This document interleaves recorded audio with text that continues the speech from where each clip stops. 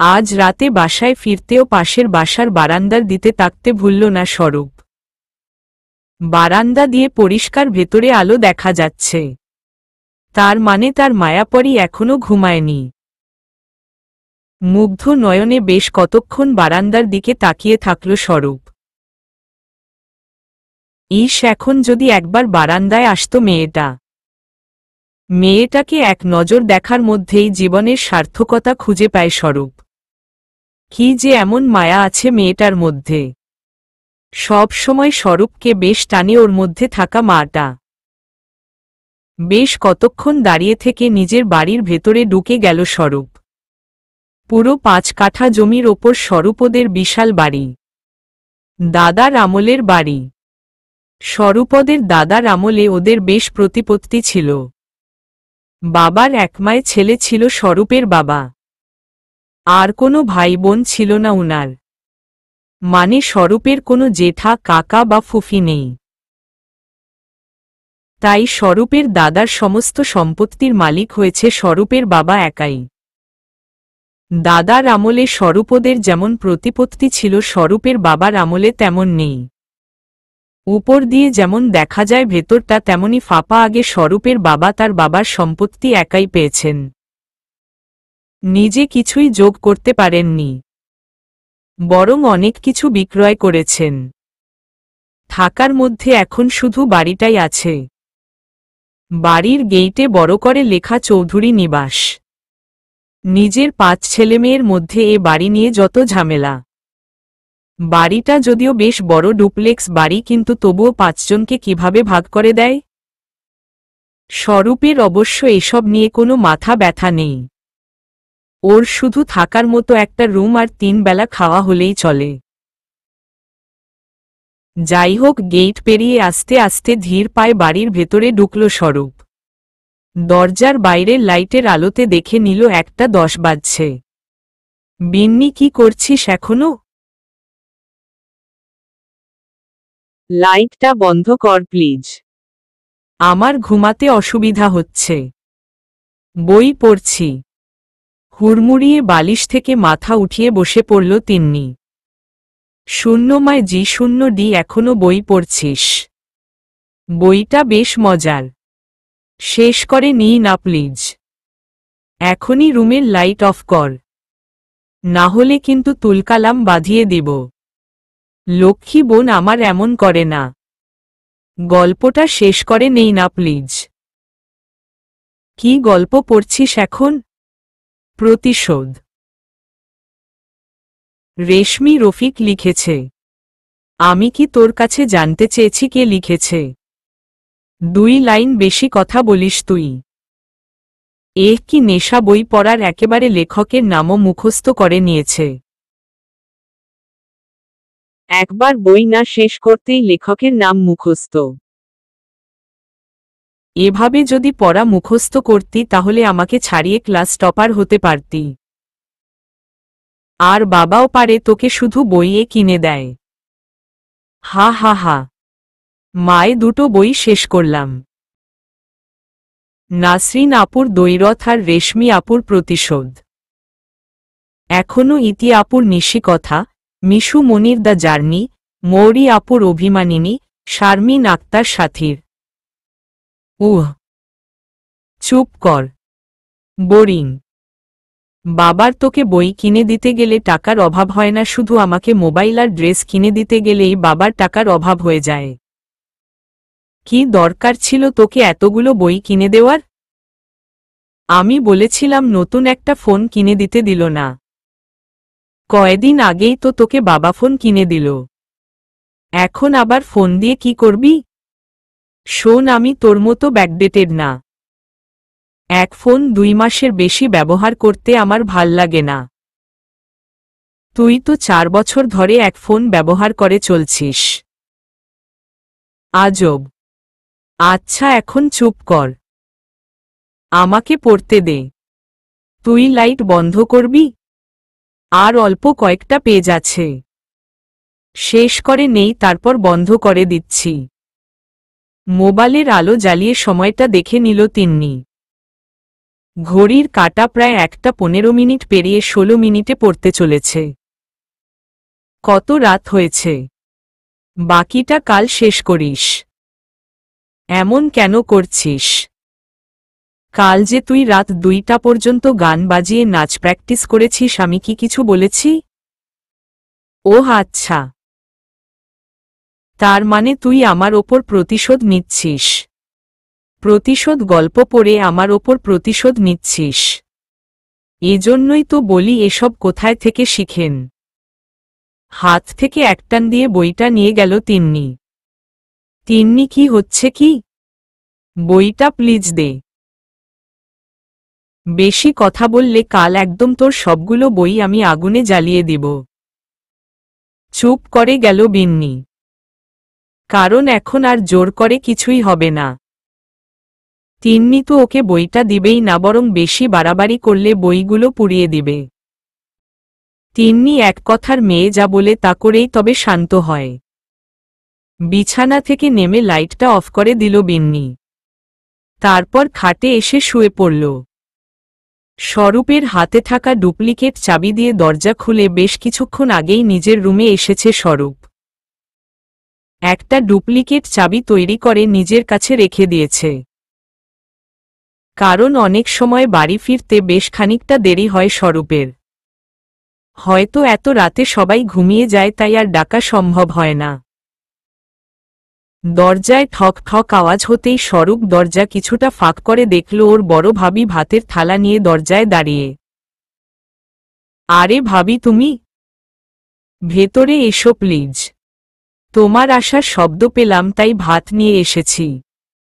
ঘুমাওনি? এখনো জেগে আছো যে? তোমার জন্যই জেগেছিলাম। তুমি তো এসেই শুয়ে পড়। কখনো নিজের থেকে নিয়ে খাও না। তাই তোমাকে কতদিন বলেছি আমার জন্য রাত জেগে থেকো না। তোমার শরীরও খারাপ হবে। কে শোনে কার কথা? বারে তোমাকে ভাই ডেকেছি। আমার তো নিজের ভাই নেই। তাছাড়া আজ পর্যন্ত আল্লাহ একটা সন্তানের মুখও দেখালো না। তাই তো তুমিই আমার সব। এক চিলতে হাসি এলো স্বরূপের ঠোঁটের কোণে। ভাতের লোকমা মুখে দিতে দিতে বলল, তুমি অনেক ভালো ভাবি। সব সময় এ বলো। ভালোকে তো ভালো বলবি। তুমি একটু বেশি বাড়িয়েই বলো। জি না, আমি ঠিকই বলি। ইস, তোমার যদি একটা ছোট বোন থাকতো তবে তাকে আমি বিয়ে করে নিতাম। আহারে, তাই তো নেই। এখন তাড়াতাড়ি খাওয়া শেষ করো। তুমি খেয়েছ? সত্যি বলবো না মিথ্যে? সত্যিটাই বলো। খাইনি। কেন? আজ সন্ধ্যায় তোমার মেঝো ভাবি আবার কথা শুনিয়েছিল, তাই আর খেতে ইচ্ছে করেনি। তুমি মেঝো ভাবির সব অত্যাচার মুখ বুঝে সহ্য করো কেন? কি করব বলো? তোমার বড় ভাই তো বাচ্চা বাচ্চা করতে করতে নেশায় জড়িয়ে পড়েছে। সংসারে ঠিকমতো টাকা দেয় না। ওদের টাকায় খাই। কথা তো একটু শুনতেই হবে। শোনো, বড় ভাবি সংসারে বাবার পেনশনের টাকা আছে, আমিও দেই। বাদ দাও এখন। স্বরূপ ভাতের একটা লোকমা ভাবির সামনে তুলে ধরল। আমার এখন খেতে ইচ্ছে করছে না। আমাকে ভাই ডেকেছ, আবার নিজের সন্তানও মনে করো। মা যদি না খায় তাহলে বাচ্চা কি করে খায়? মুখটা হা করে ভাতের লোকমাটা মুখে পুরে নিলেন তিনি। দুজনের খাওয়া শেষ হলে থালাটা নিয়ে ঘর ছেড়ে বেরিয়ে গেলেন। স্বরূপ কিছুক্ষণ হাঁটাহাঁটি করল ঘরে। কারণ ভাত খাওয়ার সাথে সাথে শুয়ে পড়তে নেই। বেশ স্বাস্থ্য সচেতন স্বরূপ। মাঝে মাঝে শুধু রাতে ঘুমাতে একটু দেরি হয়। পরদিন সকালবেলা ঘুম থেকে উঠতে একটু দেরিই হয়ে গেল বিন্নির। উঠে তাড়াতাড়ি কোনো মতে নামাজটা শেষ করল। তারপর বেশ কিছুক্ষণ কুরআন পড়ল। গলার সুর বেশ সুন্দর ওর। সবাই মুগ্ধ হয়ে যায় ওর কুরআন তিলাওয়াত শুনে। যেমন সুন্দর কুরআন তিলাওয়াত করে তেমন ভালো গান গায়, কিন্তু গানের রেওয়াজ করতে পারে না। সকালবেলা গানের রেওয়াজ করার সঠিক সময় কিন্তু তিন্নির জন্য পারে না। ওর ঘুমে সমস্যা হয়। রোজ সকালে নামাজ পড়তে উঠলে তিন্নিকেও ডাকে বিন্নি, কিন্তু তার ফলস্বরূপ জোরে একটা ধমক খায়। আজও ডেকেছিল, কিন্তু একটা ধমক দিয়ে চুপ করিয়ে দিল। মোবাইলটা হাতে নিয়ে বারান্দার দিকে পা বাড়াল বিন্নি, সাথে ইয়ারফোনটাও নিল। ইয়ারফোনটা কানে গুজে দিল। কানে বেশ সুন্দর একটা গান মিষ্টি সুরের সাথে ভেসে আসছে। ফাগুনেরও মোহনায় মন মাতানো মহুয়ায়। সাথে সাথে গাইতে লাগল বিন্নি। সামনেই কলেজে ফাল্গুনের ফাংশন, সেখানে গানটা গাইতে হবে। বিন্নি আর তিন্নি দুই যমজ বোন, 3 ভাই বোন ওরা। বড় একটা ভাই আছে, পড়াশোনা শেষ করে বর্তমানে একটা সরকারি চাকরি করছে। নাম রাশেদ, এখনো সিঙ্গেল, তবে বিয়ের জন্য পাত্রী খোঁজা হচ্ছে। ওদের বাবা মিরহমান ভূঁইয়া নিজেদের পারিবারিক ব্যবসা দেখাশোনা করছে। মা মিসেস তাসলিমা বেগম স্কুল শিক্ষিকা ছিলেন, বর্তমানে অবসরে গেছেন, বলতে পারেন এখন গৃহিণী। বিন্নি আর তিন্নি চট্টগ্রাম ভার্সিটিতে সমাজকর্মে অনার্স করছে। তিন্নি লেখাপড়ায় বেশ ভালো, বিন্নি একটু কম। তিন্নি সবসময় এটার অর্থ খুঁজে বের করার চেষ্টা করে বিন্নি কি করে ভার্সিটিতে চান্স পেল, তাও আবার ওর ডিপার্টমেন্টে।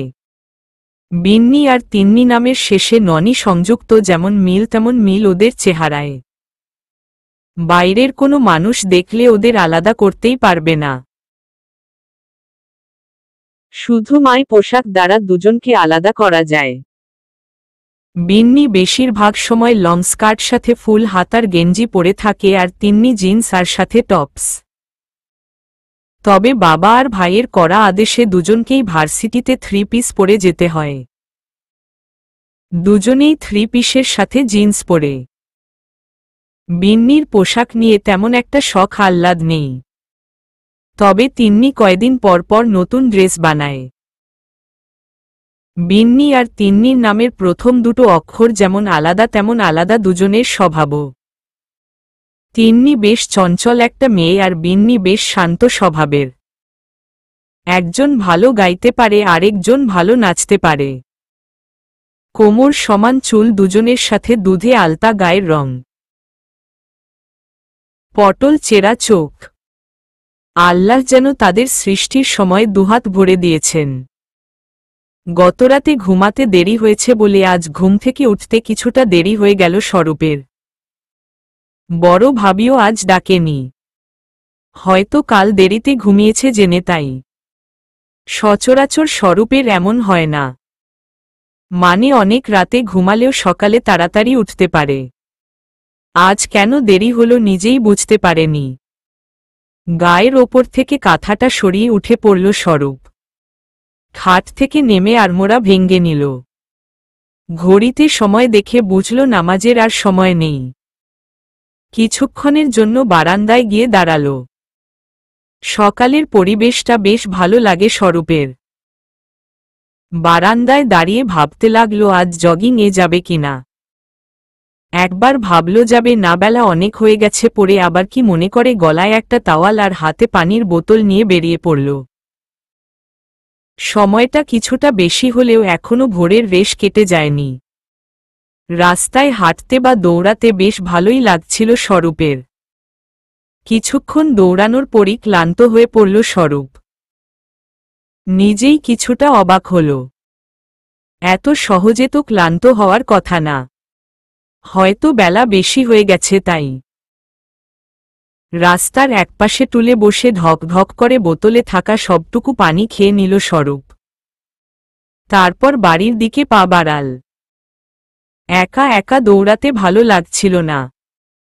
রোজ যাদের সাথে জগিংয়ে যেত তারা আজ জগিং শেষ করে সেই কখন চলে গিয়েছে। স্বরূপের পছন্দের একটা কাজ হল ফটোগ্রাফি। সকালের পরিবেশের ছবি তুলতে ওর বেশি ভালো লাগে। ফিউচারে ফটোগ্রাফি নিয়েই এগুনোর ইচ্ছে ওর। মানে ফটোগ্রাফিকেই পেশা হিসেবে নিতে চাইছে। সাথে কিছুটা পেইন্টিংও করতে পারে, তবে তা করে একদম শখের বশে। মনের মাঝখানে যখন কোনো ছবি গেড়ে বসে তখন তা ক্যানভাসে রং তুলির মাধ্যমে ঢেলে দেয় স্বরূপ। তবে এই কাজটা করে একদম কচিত। তিন্নি আর বিন্নিদের ভার্সিটিতেই পড়ছে স্বরূপ। খুব নর্মাল একটা বিষয় নিয়ে পড়ে। আসলে তা স্বরূপের জন্যই ভালো হয়েছে। ও তার স্বপ্নের পেশা মানে ফটোগ্রাফিতে বেশি সময় দিতে পারে। কিছুদিন আগে শখের বশে ছবি তুললেও বর্তমানে কন্ট্যাক্ট নিয়েও কাজ করে থাকে। ছবি তোলার হাত বেশ ভালো স্বরূপের, তাই অল্প কয়েকদিনে বেশ নাম করতে পেরেছে। আগের চেয়ে বর্তমানে বেশ অনেকগুলো কাজের অফার আসে ওর। ইচ্ছে হলে করে, না হলে না। স্বরূপের বড় ওর আরও 4টা ভাইবোন আছে। সর্বমোট 5 ভাইবোন ওরা। স্বরূপের বড় 2টো ভাই আর বোন আছে, তবে সবাই বিবাহিত। বড় বোন আমেনা বেগম, তার স্বামী মোমোকলেস মিয়া প্রবাসে রয়েছেন। মেঝ বোন ফাতেমা বেগম, তার স্বামী মোকাদের দেশেই ব্যবসা করছেন। বড় ভাই মোমনির চৌধুরী এবং তার বউ মালা বেগম। স্বরূপের বড় ভাই নিঃসন্তান। মালা বেগমের গর্ভে যখন প্রথম সন্তান আসে তখন একদিন তিনি বাথরুমে পিছলে পড়ে যান। এত মারাত্মক সমস্যা হয়েছিল। তখন তার গর্ভের সন্তান নষ্ট হয়ে যায় আর ডাক্তার বলে তিনি কোনো দিন মা হতে পারবেন না। স্বরূপের বড় ভাই মনির বিষয়টা মেনে নিতে পারেনি। আস্তে আস্তে নেশায় আসক্ত হয়ে পড়েন তিনি। স্বরূপের মেঝ ভাই মোয়ারুপ চৌধুরী এবং তার বউ মেহেরুন নেছা। স্বরূপের একদম পছন্দ নয় তার মেঝ ভাবিকে। কেমন জানি কুটনি টাইপের একটা মহিলা। বাড়ির একজনের সাথে আরেকজনের ঝগড়া লাগিয়ে দেওয়াই তার কাজ। আর বেশ ভালো খোঁটা দিতে জানে। তার একমাই চিন্তা হলো কখন সে তার বাড়ির ভাগ পেয়ে যৌথ পরিবার থেকে আলাদা হয়ে যাবে। 2টো সন্তান রয়েছে তার। বড় ছেলে অয়ন 4র্থ শ্রেণীতে পড়ে, আর মেয়ে তাথই, এর বয়স 2 বছর। স্বরূপের মা মিসেস মায়া বেগম সবসময় নামাজ রোজা নিয়ে ব্যস্ত, আর সবসময় চিন্তা করেন মরে যাওয়ার আগে তার ছোট ছেলেকে বিয়ে করিয়ে যেতে পারবেন কিনা। বিন্নি সকালের ফ্রেশ আবহাওয়া বেশ কিছুক্ষণ অনুভব করার পর রুমে আসে। তিন্নিকে আবার ডাকে, কিন্তু পাত্তা পায় না। তাই ধীর পায়ে হেঁটে রান্নাঘরের দিকে পা বাড়ায়। রান্না করতে বেশ ভালোই লাগে ওর। সপ্তাহে একদিন বাড়ির সবার জন্য নতুন নতুন রেসিপি তৈরি করে থাকে। রান্নার জাত দারুণ ওর। যে ওর রান্না খেয়েছে সে তো প্রশংসায় পঞ্চমুখ। রান্নাঘরে গিয়ে দেখল মা নাস্তা তৈরি করছে। কাছে গিয়ে সাহায্য করতে লাগল মাকে। রোজ সকালের রুটিনে বর্তমানে এ কাজটাও যোগ করেছে বিন্নি। মাকে সাহায্য করার পাশাপাশি রাতে পড়া গল্পগুলো সংক্ষেপ করে মাকে শোনায়। আজ নাস্তা করতে করতে কাল রাতে পড়া প্রতিশোধ উপন্যাসের পিওর কথা শোনাতে লাগল। উপন্যাসের কেন্দ্রীয় চরিত্রগুলো বেশ ভালো লাগে বিন্নির। মাঝে মাঝে ওর বেশ ইচ্ছে করে উপন্যাসের একটা চরিত্রে হারিয়ে যেতে। স্বরূপ বাড়ি ফিরে এসে ডাইনিংয়ে বসতেই বড় ভাবি এগিয়ে এলেন। হাতে থাকা তোয়ালেটা নিয়ে নিলেন। তোয়ালে রেখে এসে জিজ্ঞেস করলেন, তোমায় কি এখন নাস্তা দিব? হুম দাও। সবাই খেয়েছে? মাকে মায়ের রুমে নিয়ে দিয়ে এলাম। বাবা খেয়ে বেরিয়ে গেছে। তোমার মেঝ ভাবি খেয়ে অয়নকে নিয়ে স্কুলে গেছে। তুমি খেয়েছ? না, জানতাম ওরটা না হবে। নিয়ে আসো, একসাথে খাবো। বড় ভাইয়া খেয়েছে? তোমার বড় ভাইয়া তো কাল বাসায় আসেনি। কথাটা বলতে বলতে দু ফোঁটা চোখের পানি গড়িয়ে পড়ল মালা বেগমের চোখ থেকে। স্বরূপ কিছুক্ষণ তাকিয়ে থাকল উনার দিকে। মালা বেগম নাস্তা আনতে রান্নাঘরের দিকে পা বাড়াল। স্বরূপ একটা জিনিস বুঝতে পারে না, ওর বড় ভাই কি করে এমন হয়ে গেল। আগেও তিনি অন্যরকম ছিল। অন্যরকম বলতে স্বরূপ আর অরূপের থেকে আলাদা। সবাই স্বরূপের বাবাকে মজা করে বলতেন চৌধুরী সাহেব। স্বরূপ আর অরূপের সাথে বড় ছেলের নামটাও মিল করে রাখতেন, তাহলে দেখতেন সেও ওদের মতো হতো। এলাকার লোকজন বলে স্বরূপ আর অরূপ মাটির মতো মানুষ। আসলেও তাই। মনিরের আগে থেকেও সিগারেট খাওয়ার অভ্যাস ছিল। এখন তো আর কোনো নেশা বাদ দেয় না। স্বরূপের মাঝে মাঝে মালা বেগমের জন্য বেশ মায়া লাগে। ভালো মানুষের কপালটাই আসলে খারাপ হয়। তিন্নি ঘুম থেকে উঠে এলে সবাই নাস্তা করতে বসল। বিন্নিদের পরিবারে সবাই একসাথে দুপুরের খাবার আর রাতের খাবার না খেলে সবসময় সকালের খাবারটা একসাথে খায়। এটা ওদের পরিবারের নিয়মের মতোই বলা যায়। আগে যখন ওরা যৌথ পরিবারে ছিল, মানে চাচা চাচি, জেঠা জেঠি, ফুফিরা সবাই একসাথে ছিল, তখন ওরা সবাই একসাথে সকালের নাস্তা খেত। কিছুদিন হলো বিন্নিরা আলাদা হয়ে এখানে চলে এসেছে ওদের ভার্সিটির জন্য। বিন্নিদের বাড়িটা বেশি বড় নয়। কিছুদিন আগে ওর বাবা বাড়িটা কিনেছে। খাওয়ার টেবিলে খেতে খেতে সবাই পারিবারিক বিষয় নিয়ে কথা বলতে লাগল। বেশিরভাগ সময় রাশেদের বিয়ের ব্যাপারেই কথা হয়। এক পর্যায়ে কথার মোড় ঘুরিয়ে বিন্নি বলল, বাবা একটা কথা বলতাম। আমি জানি মা তুমি কি বলবে। বইয়ের কথাই তো। রাশেদ আর ওদের মা হা হা করে হেসে দিল। বিন্নি পরশু দিন বাবা কতগুলো বই কিনে দিল। এখন আবার বই দিয়ে কি করবি? পাশের থেকে তিন্নি বলল, একটা নতুন বইয়ের নাম পেয়েছি, আধারে মানবী। বাবা কিনে দাও না প্লিজ। আমাদের আশেপাশের লাইব্রেরিতেই পাবে, কুরিয়ার করে আনতে হবে না। আচ্ছা, রাতে আসার সময় নিয়ে আসব। বাবা তুমি যদি বিন্নিকে বই কিনে দাও তাহলে আমাকে একটা ড্রেস বানিয়ে দিতে হবে। কয়দিন আগেই তো 3টা ড্রেস নিলি, এখন আবার কেন? এখন যদি বিন্নি বলতো তাহলে ঠিকই দিতে। আমি কি একা বানাই? সব সময় তো আমি যেমন ড্রেস বানাই বিন্নিকেও তেমন বানিয়ে দিই। আচ্ছা দিব। আর ঝগড়া করতে হবে না। আমি তো সব সময় ঝগড়াই করি, তাই না? আমি তো খারাপ তাই? আহারে, খাবার ছেড়ে উঠে গেল তিন্নি। সবাই বুঝে না কথায় কথায় কেন এমন জেদ দেখায় তিন্নি। ভালো কথাকে টেনে খারাপ করে ফেলে। নিজে যা বলবে তাই সঠিক মনে করে, অন্য কাউকে কিছু বলতেই দেয় না। নাস্তা খেয়ে রুমে ঢুকল বিন্নি।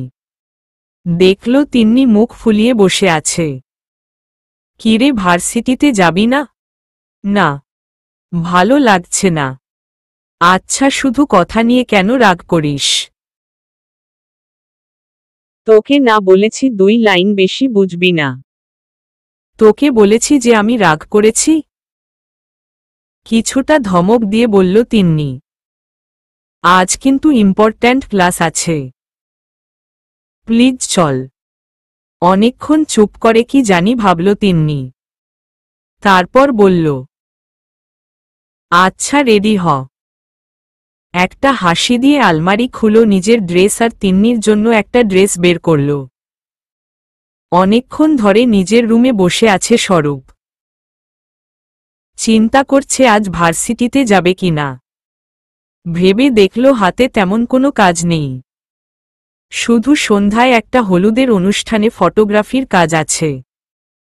ভেবেছিল কাজটা নিবে, না পড়ে আবার কি মনে করে নিয়েছে নিজেও জানে না। ক্যামেরাটা নেড়ে চেড়ে দেখল ঠিক আছে কিনা। তারপর ভার্সিটিতে যাওয়ার জন্য তৈরি হতে গেল। ভার্সিটিতে পৌঁছে বিন্নিকে রেখে তিন্নি এগিয়ে গেল। বলল, তুই ক্লাসে যা, আমার একটা কাজ আছে। বিন্নি মাথা নাড়িয়ে সায় দিতেই তিন্নি জোরে জোরে হেঁটে সামনের দিকে এগিয়ে গেল। বিন্নি আস্তে আস্তে হেঁটে নিজের ডিপার্টমেন্টের দিকে যেতে লাগল। হঠাৎ কেউ পেছনে থেকে ওর নাম ধর ডাক দিল। পুরুষ কণ্ঠ পেয়ে বিন্নি একদম চমকে উঠল। পেছনে তাকিয়ে দেখল।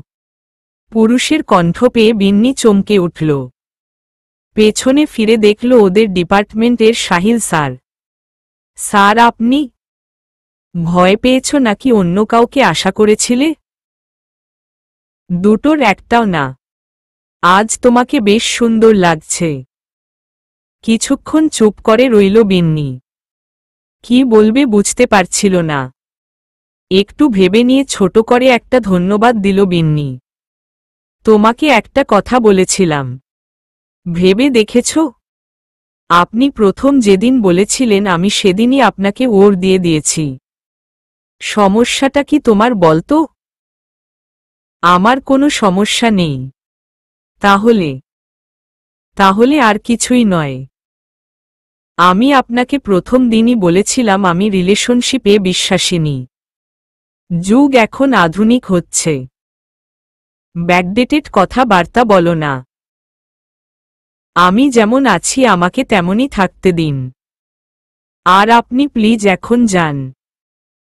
তিন্নি যদি আপনাকে এখানে আমার সাথে কথা বলতে দেখে তাহলে ঝামেলা করবে। আমি তো তোমার সাথে অশালীন ব্যবহার করছি না। তিন্নি তো তা বুঝবে না। ও বাচ্চাদের মতো আচরণ করে।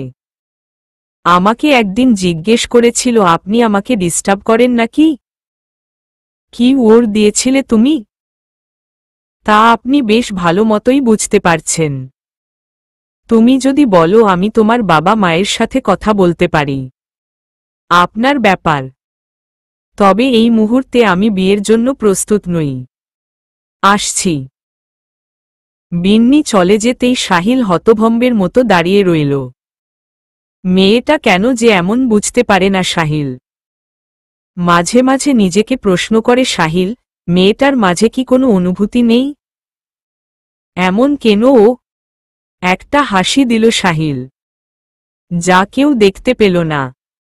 খুবই বেশিদিন হয়নি সাহিল এ ভার্সিটিতে জব পেয়েছে। ছোটবেলা থেকেই বরাবরই পড়াশোনায় ভালো ছিল সাহিল।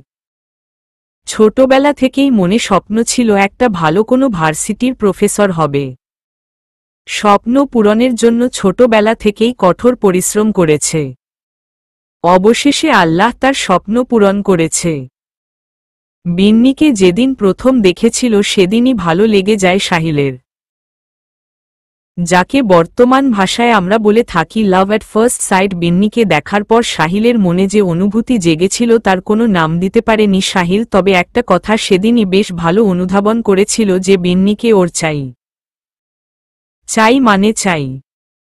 সাহিল 6 ফুট উচ্চতার এক সুদর্শন পুরুষ।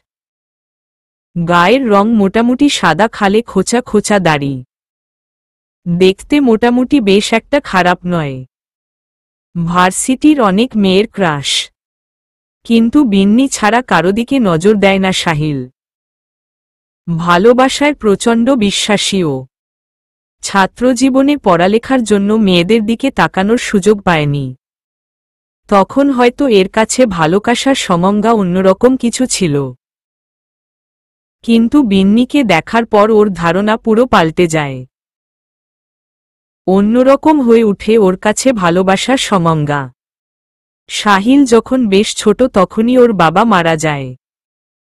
তবে অঢেল সম্পত্তি রেখে যাওয়ায় জীবনে তেমন একটা কষ্টের মুখ দেখতে হয়নি সাহিলের।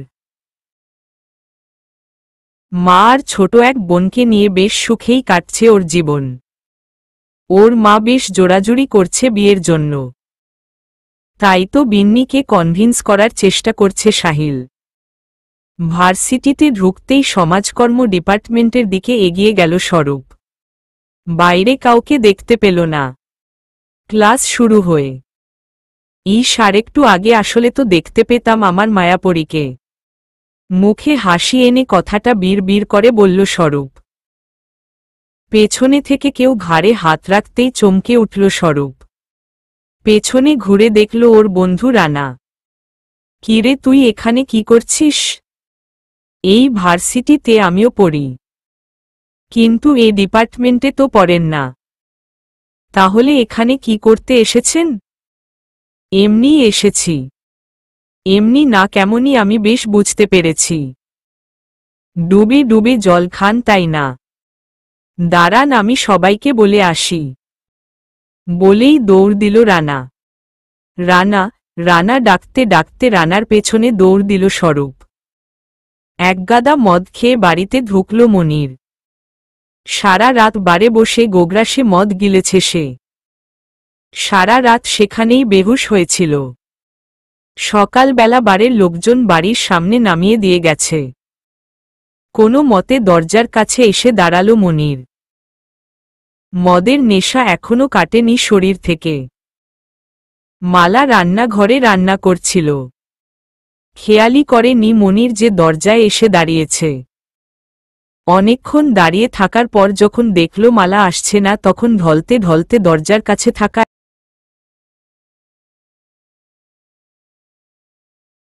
মারল। কিছু ভাঙ্গার আওয়াজ শুনতেই কেঁপে উঠল মালা। দরজার দিকে তাকিয়ে দেখল মনির দাঁড়িয়ে। দৌড়ে মনিরের কাছে গেল মালা। কখন এসেছ তুমি? কাল সারা রাত কোথায় ছিলে? আমি কত চিন্তা করেছি। কোনো কথা বলতে পারছিল না মনির। মালা মনিরের গায়ে হাত দিতেই জোরে মালাকে একটা ধাক্কা দিল মনির। দরজার কোনো গিয়ে মাথাটা ঠুকল মালায়। আহ করে আওয়াজ করতে ওপর থেকে উনার শাশুড়ি আর অরূপ নেমে এলো। দুজনেই এসে দেখলেন এ অবস্থা। স্বরূপের মা গিয়ে মনিরকে ধরলেন। অরূপ মালার কাছে গেল। দেখল মালার মাথা ফেটে রক্ত বের হচ্ছে। ফার্স্ট এইড বক্স এনে মাথাটা ব্যান্ডেজ করে দিল মালার। মালাকে সোফায় বসিয়ে রান্না ঘরের দিকে এগুলো অরূপ। দেখল রান্না এখনো শেষ হয়নি। চুলাটা বন্ধ করে দিল। ফ্রিজ থেকে তেঁতুল বের করে একটা মগে পানি দিয়ে শরবত তৈরি করল। তারপর জোর করে মনিরকে খাইয়ে দিল। মালার দিকে তাকিয়ে বলল, ভাবি, তুমি নিজের ঘরে গিয়ে একটু রেস্ট নাও। কিন্তু রান্না তো এখনো শেষ হয়নি। মেহেরু আসলে ও করে নিবে। তুমি যাও। না থাক, ও বাচ্চাদের নিয়ে স্কুল থেকে আসে, ক্লান্ত থাকে।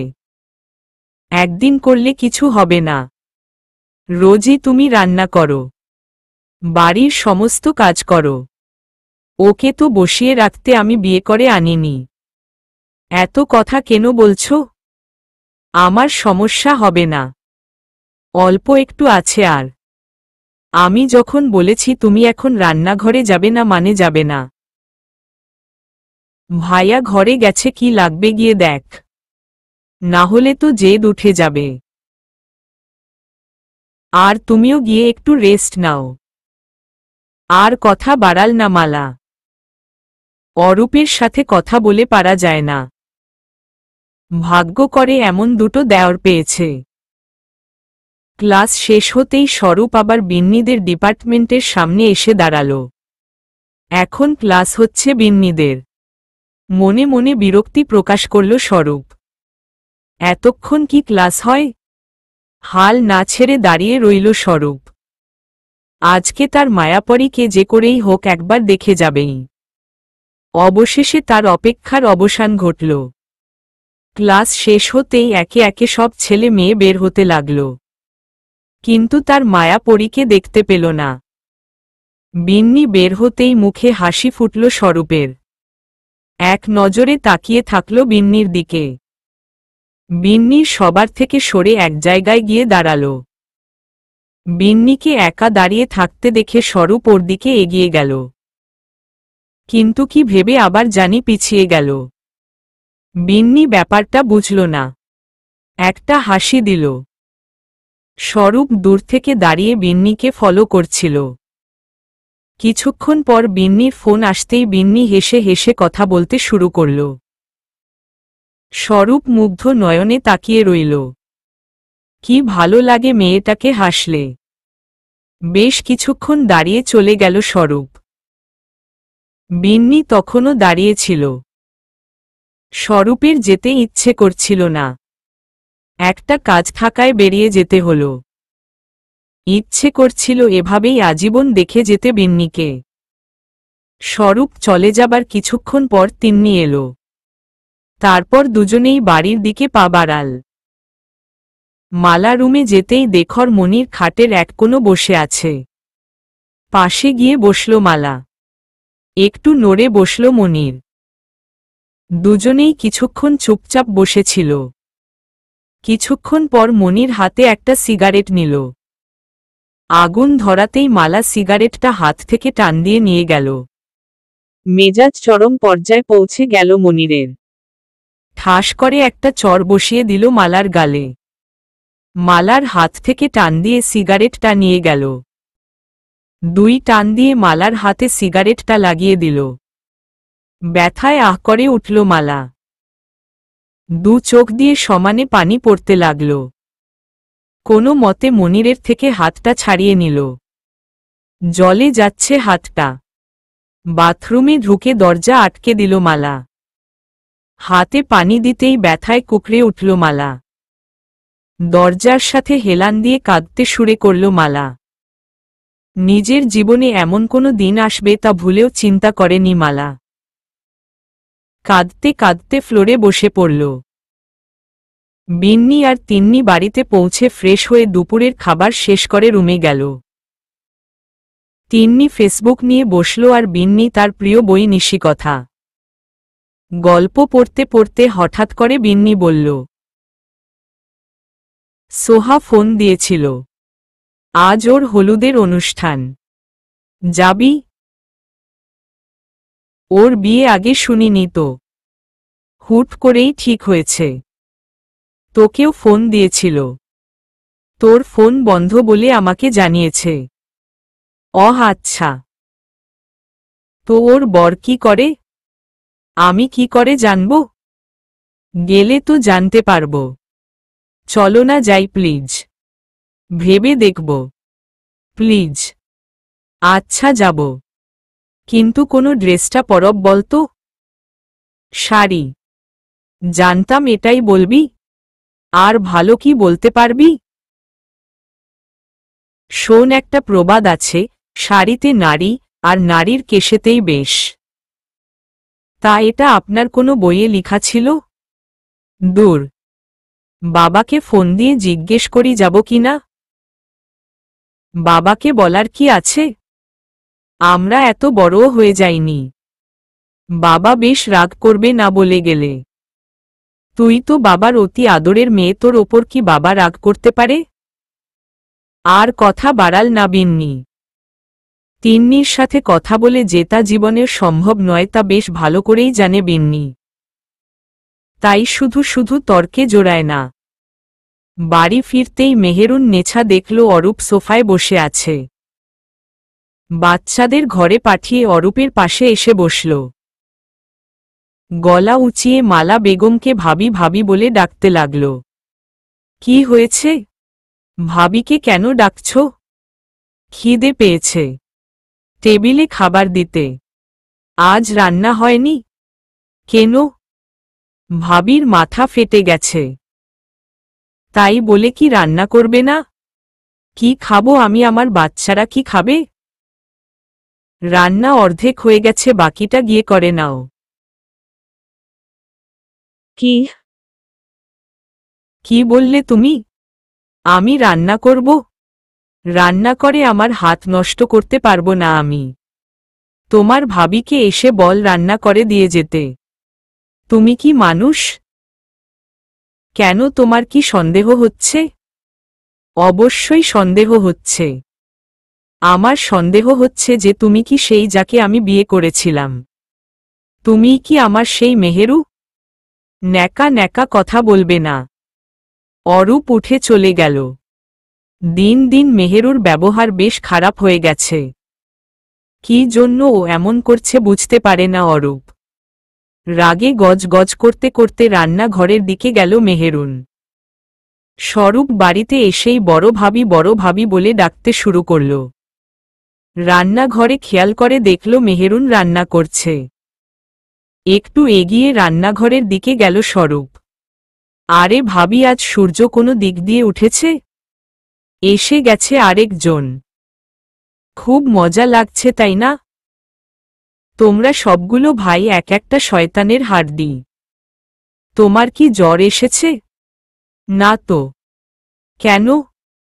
আমি তো ভাবলাম তোমার কঠিন জ্বর হয়েছে, তাই জ্বরের ঘোরে রান্নাঘরে ঢুকে গেছো।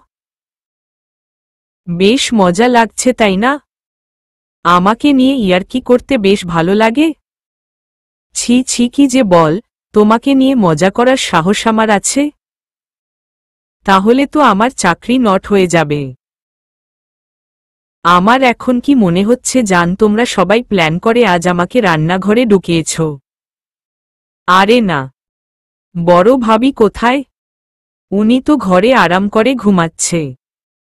যত কাজ সব আমাকে করতে হচ্ছে। ভাল লাগে না। কি হয়েছে ভাবির? মাথা নাকি ফেটে গেছে? জানি না। সবই ঢং।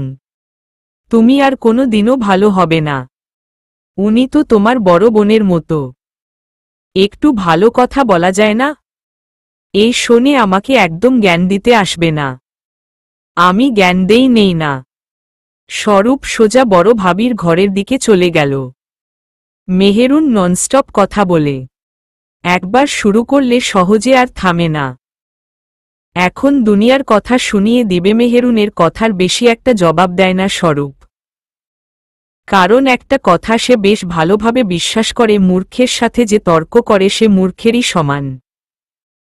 নিজেকে বেশ বড় মনে করে মেহেরুন, যার ফলে কেউ লজিক দিয়ে কথা বললেও তার কাছে নিজের কথাই বড় মনে হয়।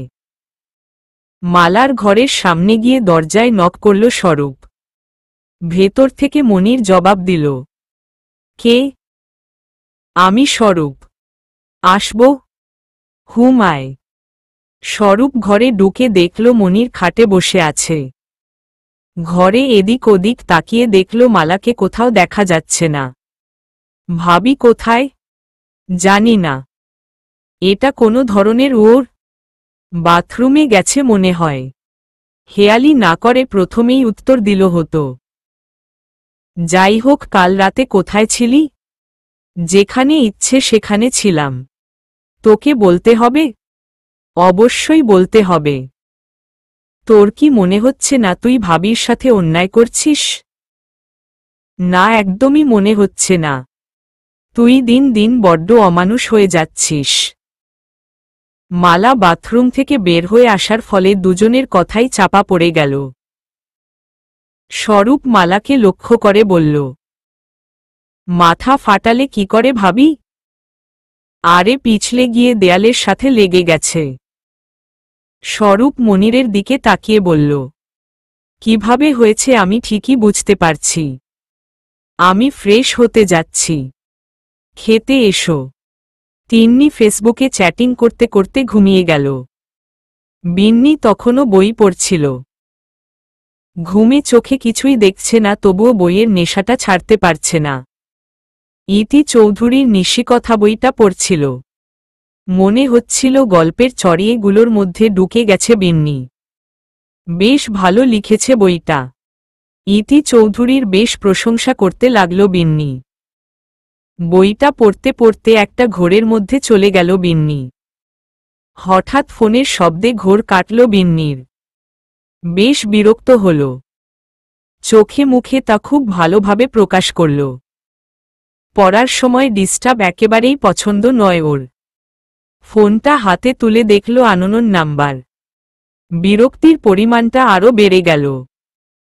ফোনটা রিসিভ করে সালাম দিল বিন্নি। হ্যালো, কেমন আছো? পুরুষ কণ্ঠ শুনতেই চমকে উঠল বিন্নি। গলাটাও বেশ চেনা চেনা লাগছে। মনে হচ্ছে এর আগেও কোথায় যেন শুনেছে। নিচের গলাটা স্বাভাবিক করে আনল বিন্নি। বলল, জি, আপনি কে? চিনতে পারছো না নাকি না চেনার অভিনয় করছো? ফোনটা হাতে বারান্দার দিকে বেরিয়ে গেল বিন্নি। তিন্নি যদি উঠে শুনতে পায় আননোন নাম্বার থেকে কেউ বিন্নিকে কল করেছে তাহলে ঝামেলা শুরু করবে। আপনি দয়া করে আপনার পরিচয়টা দিন, না হলে আমি ফোন কেটে দিব। ব্ল্যাকমেইল করছো? আজব তো, আমি শুধু আপনার পরিচয় জানতে চেয়েছি। সত্যিই চিনতে পারছো না? না, আমি সাহিল। সারা, গলার স্বরটা কিছুটা নিচু করে আনল বিন্নি। স্যার আপনি? হুম আমি। কি করছিলে? আমাকে কেন ফোন দিয়েছেন? আর আমার নাম্বার কোথায় পেয়েছেন? বাচ্চা মেয়েদের মতো কথা বলছো কেন? আজকাল ফোন নাম্বার সংগ্রহ করা একটা ব্যাপার নয়। আমাকে কেন ফোন দিয়েছেন? আবারও বোকার মতো প্রশ্ন করছো। ফোন কেউ কাউকে কেন দেয়? বিভিন্ন মানুষ বিভিন্ন কারণে দেয়। মানুষ ভেদে বিভিন্ন কারণ হয়। আমিও তেমনি কোনো এক কারণে করেছি, কিন্তু আমি কোনো কারণ খুঁজে পাচ্ছি না আপনার সাথে কথা বলার। আর আমার ইচ্ছেও করছে না। প্লিজ ডিস্টার্ব করবেন না। বিন্নি, প্লিজ। রাখছি। বিন্নি ফোনটা কেটে দিতেই সাহিলের রাগ সপ্তম আসমানে উঠে গেল। মেয়েটা নিজেকে যে কি মনে করে? নিজের মনের অজান্তেই বলতে লাগলো এমন কেন? কিন্তু আমার যে ওকে চাই। মেয়েটা মধ্যে এক অসাধারণ মায়া আছে, যে কোনো ছেলেকে নিজের মায় বেশ ভালোভাবে জড়িয়ে নিতে পারে। স্বরূপ ফ্রেশ হয়ে নিচে এসে দেখল সবাই ডাইনিং টেবিলে খেতে বসেছে। মনটা ভরে গেল ওর। আসলে সবাই মিলে একসাথে বসে খাওয়ার মজাই আলাদা। মাসে একবার কি দুইবার সবার একসাথে বসে খাওয়া হয়। একজন থাকে তো আরেকজনের সময় হয় না। স্বরূপ টেবিলে বসতেই সবাই খাওয়া শুরু করল। স্বরূপ অরূপের দিকে তাকিয়ে বলল, অরূপ ভাই, মেঝো ভাবিকে কিন্তু একটা উপহার দেওয়া উচিত। কেন? এই যে ভাবি তার এত সুন্দর হাত নষ্ট করে আমাদের জন্য রান্না করল। সবাই জোরে জোরে হেসে দিল। স্বরূপ আবার বলতে শুরু করল, ভাবি পরের বার পার্লারে যাওয়ার টাকা কিন্তু আমি দিব। যাওয়ার সময় মনে করে নিয়ে যেও। স্বরূপ, পাজলামির একটা লিমিট থাকা উচিত। তুমি আমাকে নিয়ে একদম মজা করবে না। স্বরূপ চুপ মেরে গেল। এখন বেশ সিরিয়াস মুডে আছে মেহেরুন বেশ ভালো মতোই বুঝতে পারল। খাওয়ার মাঝখানে অরূপ বলতে লাগল, স্বরূপ আজ কি কোনো কাজ আছে? কেন? আজ আমরা তিন ভাই বাড়িতে আছি। কতদিন একসাথে তাস খেলেনি। তোর যদি সময় হয়, সন্ধ্যায় একটা বিয়ে বাড়িতে কাজ আছে। আজ সময় হবে না রে, অন্য একদিন। আচ্ছা, সমস্যা নেই।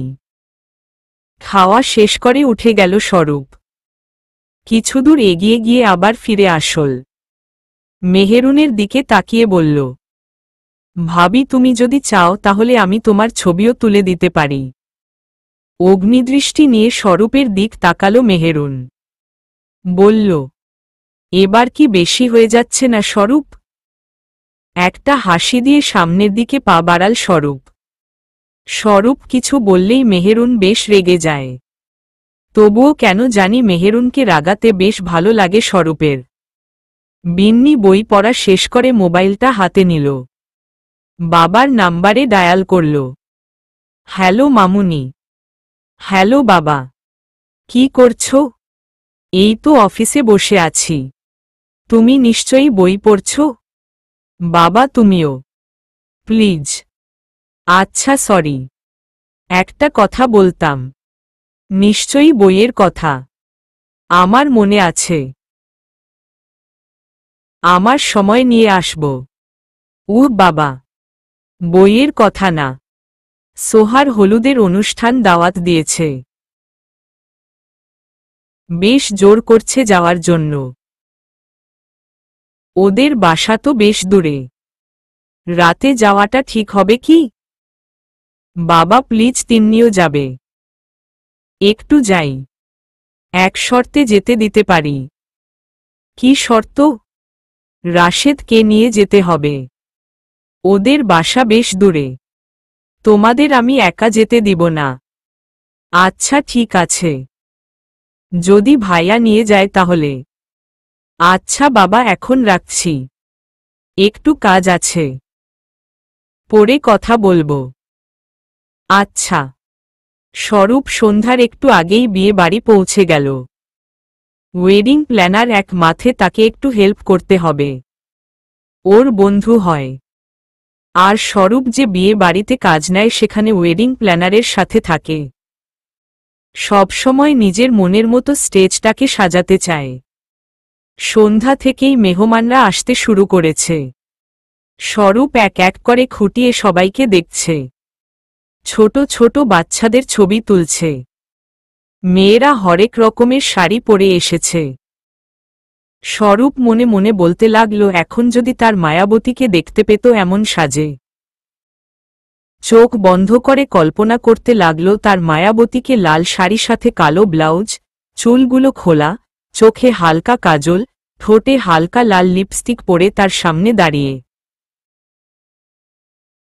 হঠাৎ পেছনে থেকে ওর বন্ধুর ধাক্কা খেয়ে কল্পনার জগৎ থেকে বাস্তবে ফিরল স্বরূপ। কিরে, চোখ বন্ধ করে কি ভাবছিস? কিছু না। একটা হাসি দিয়ে নিজের কাজে মন দিল স্বরূপ। বিন্নি আর তিন্নি সন্ধ্যায় তৈরি হয়ে বসেছিল। রাশেদ ফিরে আসেনি বলে বের হতে পারেনি। তিন্নি তো ততক্ষণে রাগে গজ গজ করতে শুরু করেছে। বিন্নিকে বকতে শুরু করল, সাথে বাবাকেও। কিছুক্ষণের মধ্যে রাশেদ ফিরে আসতেই তারা বেরিয়ে পড়ল। রাশেদ অবশ্য যেতে নারাজ ছিল। অফিস থেকে ফিরে বেশ ক্লান্ত ছিল। কিন্তু দুই বোনের বায়নার কাছে ক্লান্তি হার মানতে বাধ্য হল। অবশেষে তাকে তাদের সাথে যেতে হল। সন্ধ্যায় অরূপ সোফায় বসে চা খাচ্ছিল। প্রতিদিন এই সময়ে অফিস থেকে ফিরে সে। অফিস থেকে ফিরে ভাবির হাতের গরম গরম চা না হলে যেন তার চলে না। যদিও আজ অফিসে যায়নি, কিন্তু ভাবির হাতের চা তো আর মিস করা যায় না।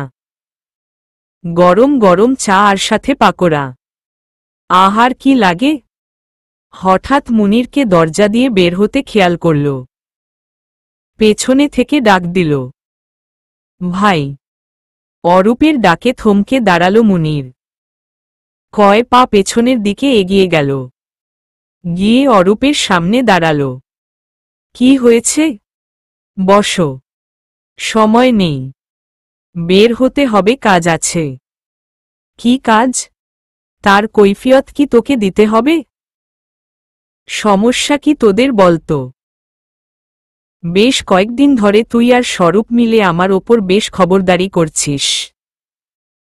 এমন আচরণ করছিস যে তোরা আমার ছোট না, আমি তোদের ছোট।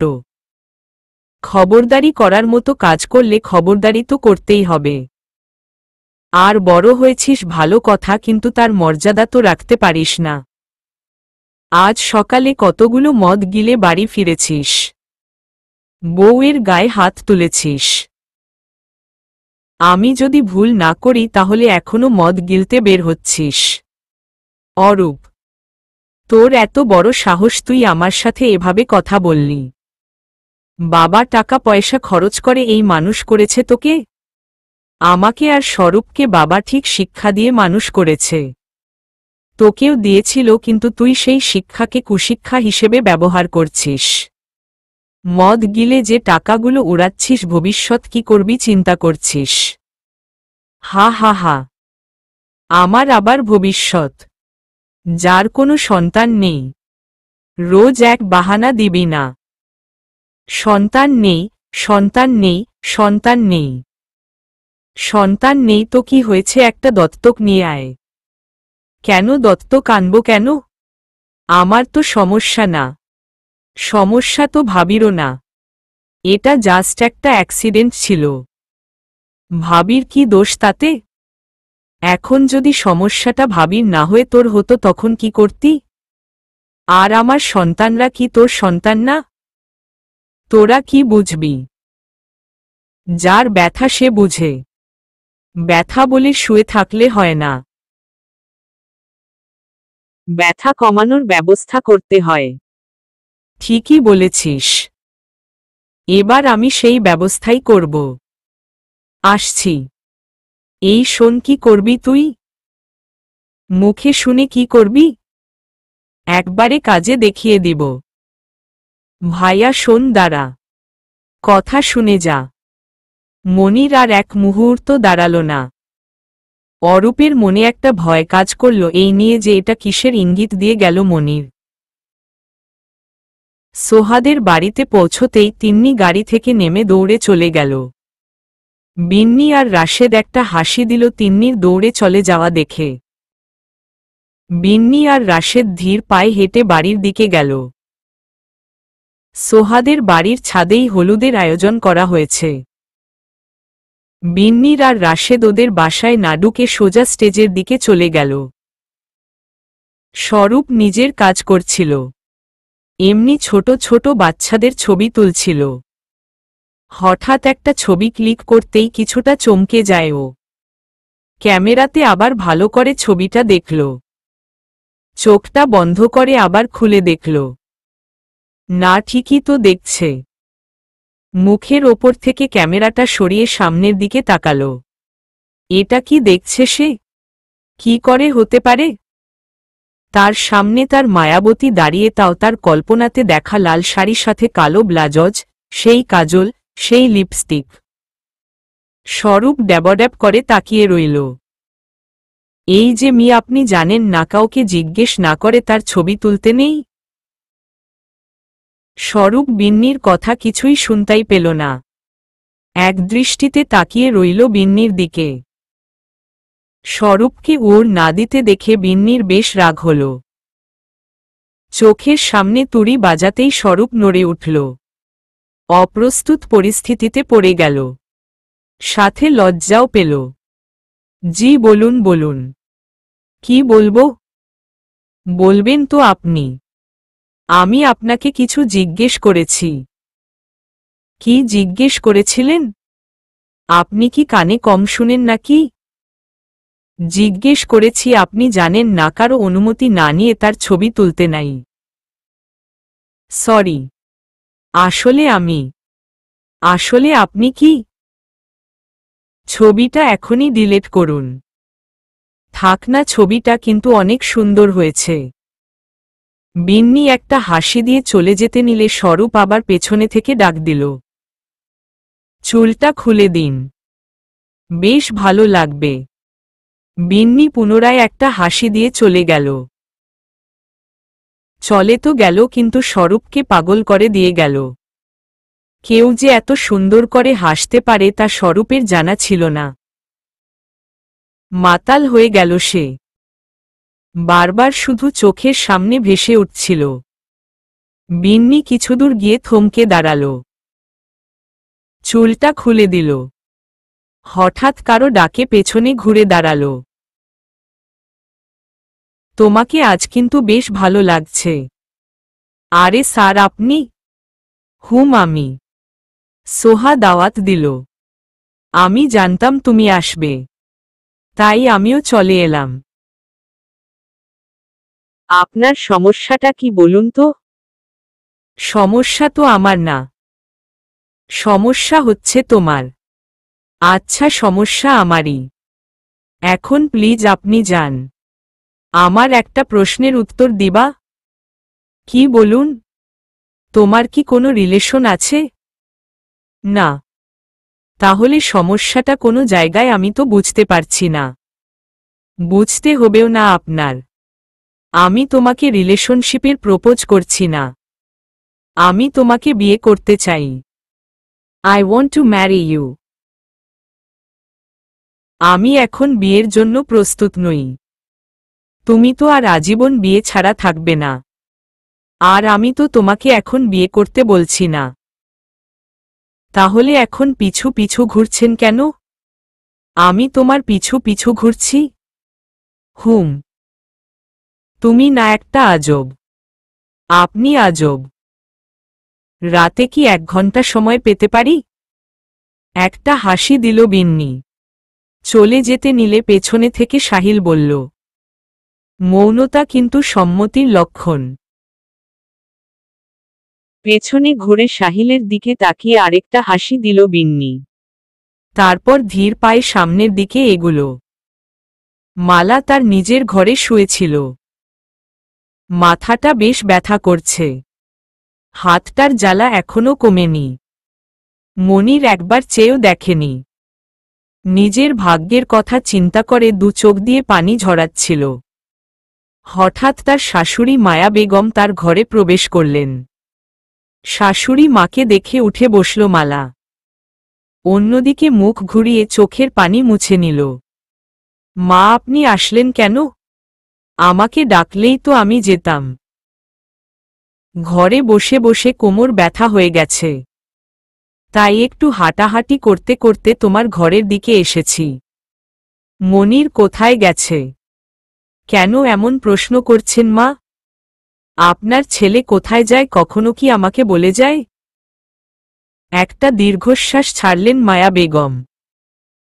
ছেলেটা যে কেন এমন হয়ে গেল?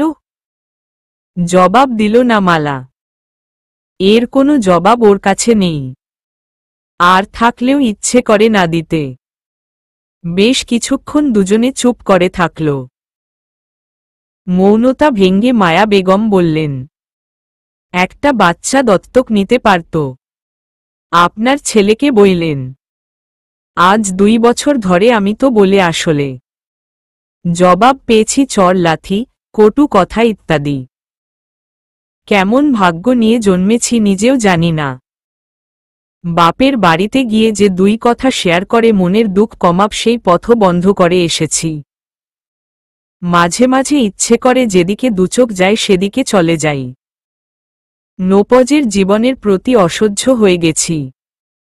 এত কষ্ট অপমান আর সহ্য হয় না। মালার মাথায় হাত বুলিয়ে ঘর থেকে বের হওয়ার জন্য পা বাড়ালেন মায়া বেগম। নিজের ছেলের এই অধপতনে যাওয়া তারও সহ্য হচ্ছে না। মাঝে মাঝে আল্লাহর কাছে প্রার্থনা করে আল্লাহ যেন এসব অশান্তি থেকে তাকে দ্রুত তুলে নিয়ে যায়। মালা আর মুনিরের বিয়েটা প্রেম করেই হয়েছিল। এই পরিবারের সবাই মালাকে মেনে নিলেও মেনে নেয়নি মালার বাবার বাড়ির লোকেরা। যেদিন মালা মুনিরকে পালিয়ে বিয়ে করেছিল তারপর থেকে পরিবারের সাথে সম্পর্ক ছিন্ন। আগে মাঝে মাঝে মায়ের সাথে চুরি করে একটু আধটু কথা হতো, কিন্তু ওর বাবা জানার পর আজ 1 বছর তাও বন্ধ। এ বাড়ির সবাই মালাকে বেশ ভালোবাসে, তাই হয়তো বাপের বাড়ির কথা ভুলে থাকতে পেরেছে। স্বরূপের হঠাৎ একটা জরুরি কাজ আসায় বন্ধুর হাতে ক্যামেরাটা তুলে দিয়ে দৌড়ে চলে গেল। কারো কাছে বলেও যেতে পারল না। তখনও কনে স্টেজে আনা হয়নি। স্বরূপ চলে যাওয়ার কিছুক্ষণ পর তিন্নি ও তার বান্ধবীরা সহ সোহাকে স্টেজে নিয়ে এল। বিন্নিও এগিয়ে গেল। তাদের হলুদের পালা শেষ হতে হতে রাত 2টার মতো বেজে যায়। বিন্নি আর তিন্নিকে বেশ জোর তরা হয়েছিল থাকার জন্য, কিন্তু তিন্নি রাজি হলেও বিন্নি থাকতে রাজি হয়নি। এত মানুষের মধ্যে গাদাগাদি করে থাকতে ওর কাছে ভাল লাগে না। প্রচণ্ড বিরক্তিকর একটা বিষয়। তাই এই রাতেই রাশেদ বিন্নিকে নিয়ে বাসার উদ্দেশ্যে রওনা হল। স্বরূপের হাতে থাকা কাজটা শেষ করে বাসায় ফিরতে প্রায় অনেক রাত হয়ে যায়। একরাশ ক্লান্তি নিয়ে বাসায় ফিরে তার ওপর দিয়ে এসেছে রক্ত, শরীর বেশ দুর্বল। অনুষ্ঠান ছেড়ে চলে এসেছে, বন্ধুকে দায়িত্ব দিয়ে এসেছে, ও ঠিকঠাক কাজ করতে পেরেছে কিনা এসব ভাবতে মাথার মধ্যে প্রচণ্ড ব্যথা অনুভূত হল। আসলে অর্ক এমনভাবে ফোনে বলেছিল ওর ভাইয়ের রক্ত লাগবে। খুব খারাপভাবে অ্যাক্সিডেন্ট হয়েছিল, রক্ত না দিলেও বাঁচানো যেত না। স্বরূপের রক্তের গ্রুপের সাথে মিলে যায় তাই আর কি। স্বরূপের যে রক্ত দেওয়ার অভ্যাস নেই তা নয়, এর আগে বেশ কয়েকবার রক্ত দিয়েছে সে। তাই বন্ধু মহলের সবাই ওর রক্তের গ্রুপ সম্পর্কে অবগত আছে। বাড়িতেই ঢুকেই বিছানায় গা এলিয়ে দিল স্বরূপ। প্রচণ্ড ক্ষুধাও লেগেছে, তার ওপর প্রচণ্ড গরমও লাগছে, কিন্তু শরীরটাকে বিছানার ওপর থেকে টেনে তুলতে বেশ কষ্ট হচ্ছে ওর। কিন্তু এভাবে নেতিয়ে পড়লে তো চলবে না। কাল সারাদিন বিয়ে বাড়িতে অনেক কাজ, এমনিই আজ কাজ করতে পারেনি, কাল তো অবশ্যই করতে হবে। শরীরটাকে বিছানা থেকে টেনে তুলে রান্নাঘরের দিকে গেল। ফ্রিজ থেকে খাওয়া বের করে খেয়ে নিল। 2টা আপেল নিয়ে রুমের দিকে পা বাড়াল। প্রচণ্ড শক্তির দরকার এখন ওর। রুমে গিয়ে আগে সময়টা দেখে নিল। 3টা বাজতেছে। আবার শরীরটা বিছানায় এলিয়ে দিল। আপেল খেতে খেতে তার মায়াপরীর কথা ভাবতে লাগল। কি সুন্দর লাগছিল আজ তার মায়াপরীকে। এসব ভাবতে ভাবতে ঘুমিয়ে পড়ল স্বরূপ। বিন্নি আর রাশেদ বাড়ি ফিরতে ফিরতে 3:30টার মতো বাজল। 1 ঘন্টা গাড়ির জন্যই অপেক্ষা করতে হল। রাতের বেলা গাড়ি পাওয়া একটা দুষ্কর ব্যাপার। প্রচণ্ড ক্লান্ত লাগছে দুজনের। বিন্নি রুমে ঢুকেই ঢক ঢক করে 1 গ্লাস পানি শেষ করে নিল। তারপর ঘুমের দেশে হারিয়ে গেল। শাড়িটাও চেঞ্জ করল না। রাশেদ রুমে ঢুকে ফ্রেশ হয়ে খাটে এসে বসল। ক্লান্তি তো লাগছেই, তার ওপর মনটা বেশ আনচান করছে। বিয়ে বাড়িতে একটা মেয়েকে দেখে বেশ মনে লেগেছে। চোখ ফেরাতেই পারেনি। সব সময় অনুসরণ করেছিল। বিন্নি আর তিন্নিকে দেখেছিল মেয়েটার সাথে কথা বলতে। তাহলে নিশ্চয়ই ওদের বান্ধবী হবে। প্রথম দেখায় প্রেমে পড়তে ইচ্ছে করছিল ওর। কয়েকবার চেষ্টা করেছিল মেয়েটার সাথে কথা বলার জন্য, কিন্তু তেমনভাবে সুযোগ পায়নি। বিন্নি আর তিন্নিকে জিজ্ঞেস করবে ভেবেছিল, কিন্তু ওরা কি ভাববে তাই ভেবে জিজ্ঞেস করতে পারেনি। গাড়িতে বিন্নিকে একা পেয়ে অনেকবার জিজ্ঞেস করতে চেয়েছিল, কিন্তু কিছু একটা ভেবে আর পারেনি। বিন্নি অবশ্য একবার জানতে চেয়েছিল, ভাইয়া তুই কি কিছু বলবি? ছোট করে না একটা উত্তর দিয়েছিল রাশেদ। কিন্তু মনটা এখন বেশ উসখুস করছে। ফোনে এলার্ম দিয়ে রেখেছিল স্বরূপ, তাই সকালে ঘুম থেকে উঠতে অসুবিধা হয়নি। তোয়ালে হাতে নিয়ে বেরিয়ে পড়ল। 10 মিনিটের মতো বাইরে জগিং করে ভেতরে এলো। শরীরের ক্লান্তিটা দূর হলেও মাথাটা এখনো ঘুরছে। সদ্য সদ্য রক্ত দিয়েছে, তাই এমন হয়েছে নিজেই বুঝতে পারল। তবে সকালের ঠান্ডা হাওয়ার বেশ ভালোই লাগছে। বাড়িতে এসে আবার রান্নাঘরে ঢুকল স্বরূপ। ফ্রিজ থেকে আবার 2টা আপেল বের করে খেতে খেতে নিজের রুমের দিকে গেল। ছোট থেকে বরাবরই আপেল খুব পছন্দ স্বরূপের, তাই সবসময় নিজেই কিনে আনে খাওয়ার জন্য। বারান্দায় গিয়ে চেয়ার টেনে বসল।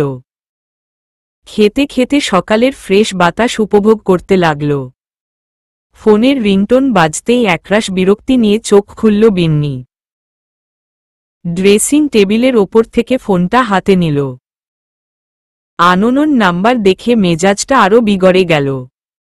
কলটা রিসিভ করে ঘুম ঘুম চোখে অস্পষ্ট সুরে বলল, হ্যালো, এখনো ঘুমাচ্ছ? না, এখন তো ডান্স করার সময়, তাই ডান্স করছি।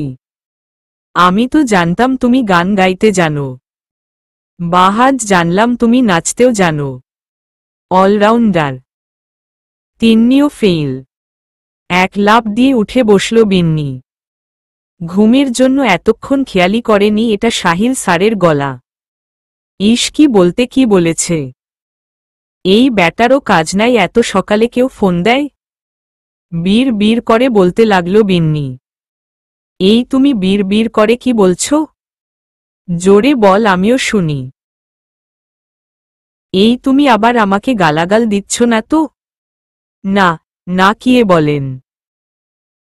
আপনি আমার শ্রদ্ধেয় স্যার। স্যার হচ্ছে বাবার মতো। বাবাকে কি গালাগাল দেওয়া যায়? বলেই ফিক করে হেসে দিল বিন্নি। এটা কিন্তু মোটেও ভালো হচ্ছে না। আমাকে কি তোমার বাবা বাবা মনে হয়? মায়ের 30 বছরের একটা যুবক ছেলে আমি। এখন বিয়েও করেনি। করেননি তো করে নিন। কি করে করব বলতো? যাকে বিয়ে করব সে তো রাজিই হচ্ছে না। কনে রাজি না হলে তো আর বিয়ে হয় না। আমি আবার জোরজারি করে বিয়ে করতে রাজি নই। তারপর বিয়ের পর বউ বলবে আপনি আমাকে স্পর্শ করবেন না। আমি আপনাকে ভালোবাসি না। এই সেই দুনিয়ার কথা। এগুলো থেকে অপেক্ষা করা ভালো কাজ। কি বল? আর আমি যদি কখনো রাজি না হই? অপেক্ষা করব সারা জীবন। আচ্ছা, তোমার মনে কি আমার জন্য কোনো অনুভূতি অনুভব হয়নি কখনো? বাকরুদ্ধ হয়ে গেল বিন্নি। কি জবাব দিবে এখন এই কথার? আসলেই কি অনুভূতি আছে নাকি নেই? চুপ করে আছো যে? এখন কথা বলতে ভালো লাগছে না, রাখছি। শেষ একটা কথা শুনবে? হুম। আমার দেওয়া তোমাকে শেষ ফোন কল এইটা। এর পরের ফোনটা আমি তোমার কাছ থেকে আশা করছি। আজ দিনের 24 ঘন্টার মধ্যে একটা ঘন্টা সময় বের করে আমার কথাটা একটু ঠান্ডা মাথায় চিন্তা করো। আমি তোমার ফোনের অপেক্ষায় থাকব। শুধু আজ নয়, সারা জীবন। বিন্নি কিছু বলার আগেই ফোনটা কেটে দিল সাহিল। বিন্নি মহা চিন্তায় পড়ে গেল। ফোন কেটে সাহিল অনেকটা হালকা অনুভব করল। মনের জমানো সবগুলো কথা আজ বিন্নিকে বলতে সক্ষম হয়েছে সে। সাহিল বুঝতে পারছে বিন্নি কিছুটা হলেও ওর প্রতি দুর্বল হয়েছে। মেয়েদের মন তো খুব নরম। তবে মেয়েটা বেশ ভালো। তাই তো অল্প কয়েকদিনেই সাহিলের নজর কেড়েছে। মাকে বিন্নির ছবি দেখিয়েছিল সাহিল। মাও বেশ পছন্দ করেছে। তাই আরও সামনে এগুতে সাহস পেয়েছে।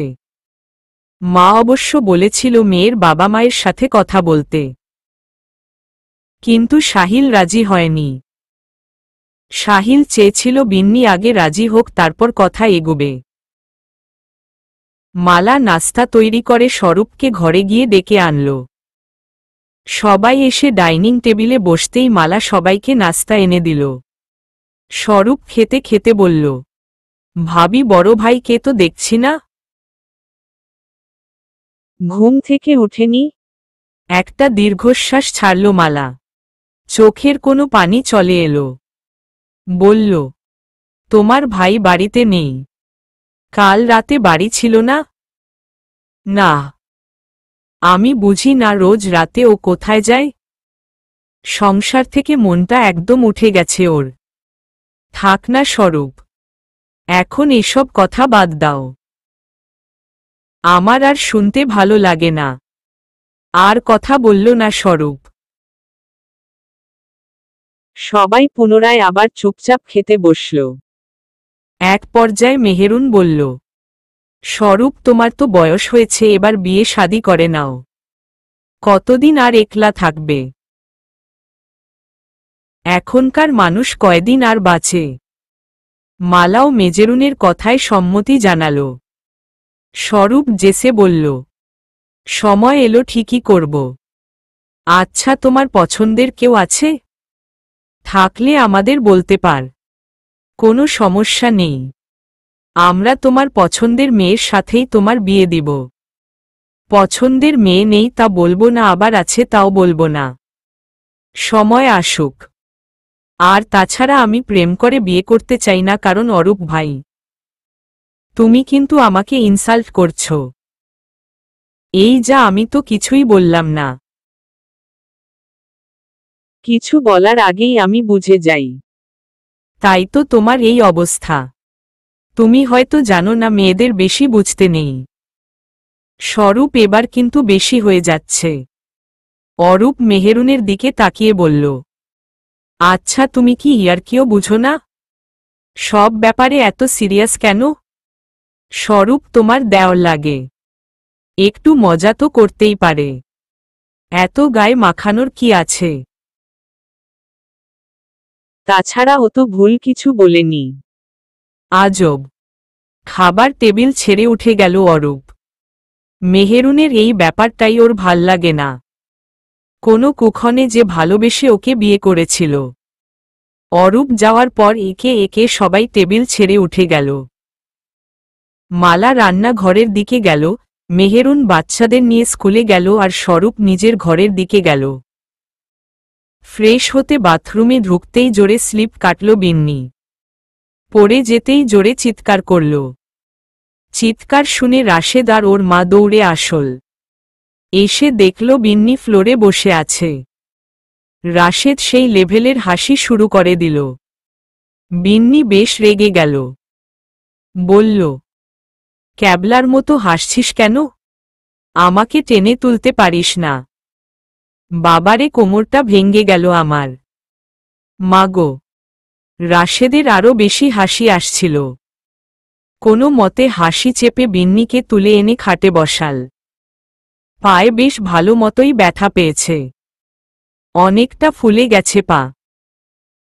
বিন্নির মা বরফ এনে পায়ে লাগাতে লাগল। আচ্ছা, তুই পড়লি কিভাবে? আবার যখন পড়ব তখন ভিডিও করে রাখব। তখন দেখিস কেমনে পড়েছি। এত রাগ কেন দেখাচ্ছিস? এমন ভাব করছিস যেন আমি তোকে ধাক্কা দিয়েছি তাই পড়ে গেছিস। মা, তুমি ওকে এখান থেকে যেতে বলবে? আমার কিন্তু বিরক্তি লাগছে। ব্যথায় মরে যাচ্ছি আর ও ইয়ার্কি করছে। আচ্ছা সরি, আর ইয়ার্কি করব না। মা তুমি সরো, আমি বরফ লাগিয়ে দিই। আমি বেশ ভালো বরফ লাগাতে পারি। দেখবি তোর পা একদম ভালো হয়ে যাবে। মা, ওকে এখান থেকে যেতে বল। আমার কিন্তু বেশ বিরক্তি লাগছে।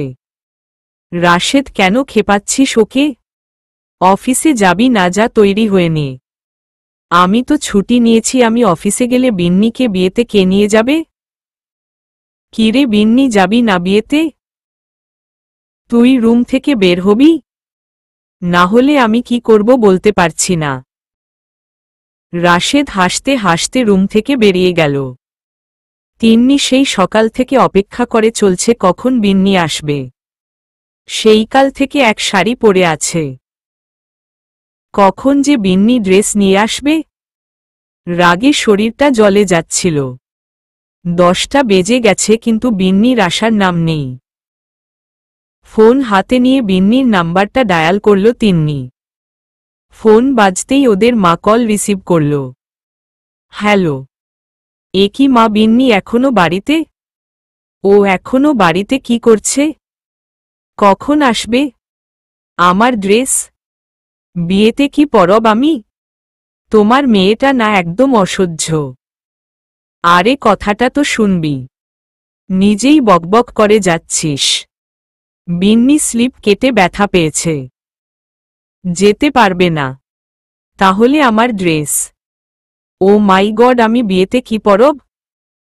রাশেদ ভাই কোথায়? বাসায় আছে। রাশেদ ভাইকে দিয়ে আমার ড্রেস পাঠিয়ে দাও। আচ্ছা। ফোনটা কেটে দিল তিন্নি। এই বিন্নিটাও পারে। ব্যথা পাওয়ার আর সময় পেল না। একটু বেশি সময় হাতে নিয়ে বিয়ে বাড়ির উদ্দেশ্যে বেরিয়ে পড়ল স্বরূপ। খুব বড় লোকের মেয়ে, তার সাথে বড় পরিবার, তাই পরিবারের সকলের ফটোগ্রাফিটা দুপুর সময়ে সেরে নিলে ভালো হয়। কনের ফটোগ্রাফি সব সময়ই বিকেলে আর সন্ধ্যায় হয়ে থাকে। শরীরটা বেশ দুর্বল, তাই যত তাড়াতাড়ি সম্ভব বাড়ি ফিরতে হবে। সকাল সকাল না গেলে তাড়াতাড়ি ফেরা অসম্ভব। বিয়ে বাড়ি পৌঁছাতে প্রায় 1টার মতো বেজে গেল। কনে এখনো পার্লারে। কনের আত্মীয়রা সব ছবি তোলার জন্য স্বরূপকে এদিকে ওদিকে ডাকছে। স্বরূপ মন দিয়ে নিজের কাজে ব্যস্ত হয়ে পড়ল। মালা বেগম দুপুরের রান্না নিয়ে ব্যস্ত ছিলেন। দরজার দিকে নজর দিতেই দেখলেন মুনির ভেতরে আসছে। এগিয়ে গেলেন মালা। মুনিরের মাথা থেকে পা পর্যন্ত বেশ ভালোভাবে পর্যবেক্ষণ করল। বেশ স্বাভাবিক দেখা যাচ্ছে। তার মানে আজ মদ খায়নি। একটা স্বস্তির নিঃশ্বাস ছাড়ল মালা। হয়তো মুনির নিজের তৈরি করা বদ অভ্যাসগুলো ছাড়তে শুরু করেছে। মনে মনে হাসল মালা। বেশ ভালো লাগছে এখন। হঠাৎ করে জোরে কিছুর শব্দ হল। গালে হাত দিয়ে নির্বাকের মতো দাঁড়িয়ে রইল মালা। কি ভেবেছিল এতক্ষণ সে? এক নিমিষের তার ভাবনাগুলো সব মিথ্যে হয়ে গেল। মুনির তার মানে পরিবর্তিত হয় না। এই দাঁড়িয়ে আছিস কেন? কতক্ষণ ধরে দাঁড়িয়ে আছি। একটু পানি দিতে পারিস না? ক্লান্ত হয়ে এসেছি আমি। কি এমন কাজ করে ক্লান্ত হয়ে এসেছ? নিশ্চয়ই মদ গিলে এসেছ। জিজ্ঞেস কেন করছি? এই ছাড়া তো তোমার আর কোনো কাজ নেই। মদ গিলে আসবে আর দিন দুপুরে আমার গায়ে হাত তুলবে। কি পেয়েছ কি আমাকে? আমি কি সরকারি মাল? যা ইচ্ছা তা করবে আমার সাথে? মুনিরের হাতটা মালার ঘাড়ে চলে গেল। চুলগুলো ধরে টান দিতেই ব্যথায় কুকড়ে উঠল মালা। মুখ দিয়ে ওর শব্দ বের হল। মুখ দিয়ে কথার ফুলঝুরি বের হচ্ছে, তাই না? বেশ কথা শিখে গেছ। আমার মুখে মুখে তর্ক। জোর করে মুনিরের কাছ থেকে নিজেকে ছাড়িয়ে নিল মালা। কিছুটা দূরে সরে এলো মুনিরের থেকে। তোমাদের বাড়িতে টিকে থাকতে হলে কথা বলা শিখতে হয়। বিশেষ করে তোমার সাথে টিকে থাকলে হলে। আমাদের সম্পর্কের একটা বিহিত চাই আমি। এভাবে আমি আর টিকে থাকতে পারবো না। বেশ ভালো একটা কথা বলেছিস। এবার একটা বিহিত তো করতেই হবে। চিন্তা করিস না, অল্প কয়েকদিনের মধ্যেই হয়ে যাবে। সব ঠিক হয়ে যাবে সব। নিজের রুমের দুকে পা বাড়াল মুনির। মুনিরের কথার কোনো অর্থ খুঁজে বের করতে পারল না মালা। একটা ভয় কাজ করতে লাগলো ওর ভেতরে। মুনির ওকে ডিভোর্স দিয়ে দিবে না তো? তাহলে তো ওর একুল যাবে। অকুল তো আগেই চলে গিয়েছে। কনের সাজ শেষ হলে তিন্নি ওকে নিয়ে পার্লার থেকে বাড়িতে ফিরল। তিন্নিও পার্লারে সেজেছে। বেশ সুন্দর লাগছে ওকে। বিয়ে বাড়ির অনেকের আকর্ষণ এখন তিন্নির দিকে। এমনি তো দেখতে সুন্দর, তার ওপর নীল রঙের একটা গাউন পরেছে। সব মিলিয়ে দেখতে অসাধারণ লাগছে। সবার ওর রূপের প্রশংসা করতে লাগল। তিন্নি সবাইকে ধন্যবাদ দিতে লাগল। সারাদিনের কাজকর্মে স্বরূপ তার মায়াপরীর কথা ভুলেই গিয়েছিল। তিন্নি কনের সাথে স্টেজের দিকে যেতেই স্বরূপের নজর গেল তিন্নির দিকে। বেশ কতক্ষণ তাকিয়ে থেকে চোখ বন্ধ করে আবার খুলল স্বরূপ। কি দেখছে সে এসব? পুনরায় আবার ক্রাশ খেল স্বরূপ। কি করে এত মায়া থাকে একজন মানুষের মধ্যে? দূর থেকে কয়েকটা ছবি তুলে নিল স্বরূপ। কিছুক্ষণ পর খেয়াল করল হাত বাড়িয়ে তার মায়াপরী তাকে ডাকছে। এক মুহূর্তের জন্য মনে হল স্বপ্ন দেখছে স্বরূপ। নিজের গায়ে একটা চিমটি কাটল স্বরূপ। না, ঠিকই দেখছে। একরকম দৌড়ে সামনের দিকে গেল স্বরূপ। ভাইয়া, আমির কয়টা ছবি তুলে দিন না প্লিজ। ভাইয়া? আপনি দেখতে বেশ হ্যান্ডসাম, আপনাকে ভাইয়া ডাকাটা ঠিক হবে না। তাহলে কি ডাকা যায় বলুন তো? হাতটা বাড়িয়ে দিল স্বরূপ। আমার নাম স্বরূপ। স্বরূপ চৌধুরী। স্বরূপের বাড়িয়ে দেওয়া হাতটায় নিজের হাত মেলাল তিন্নি। আমি তিন্নি। তিন্নি। শুধু তিন্নি। সাথে পদবি লাগাতে আমার ভালো লাগে না। তবে বিয়ের পর স্বামীর পদবি লাগাব। মুখটা অন্যদিকে ঘুরিয়ে বীর বীর করে স্বরূপ বলল, তিন্নি চৌধুরী বেশ ভালো মানাবে। কিছু বললেন?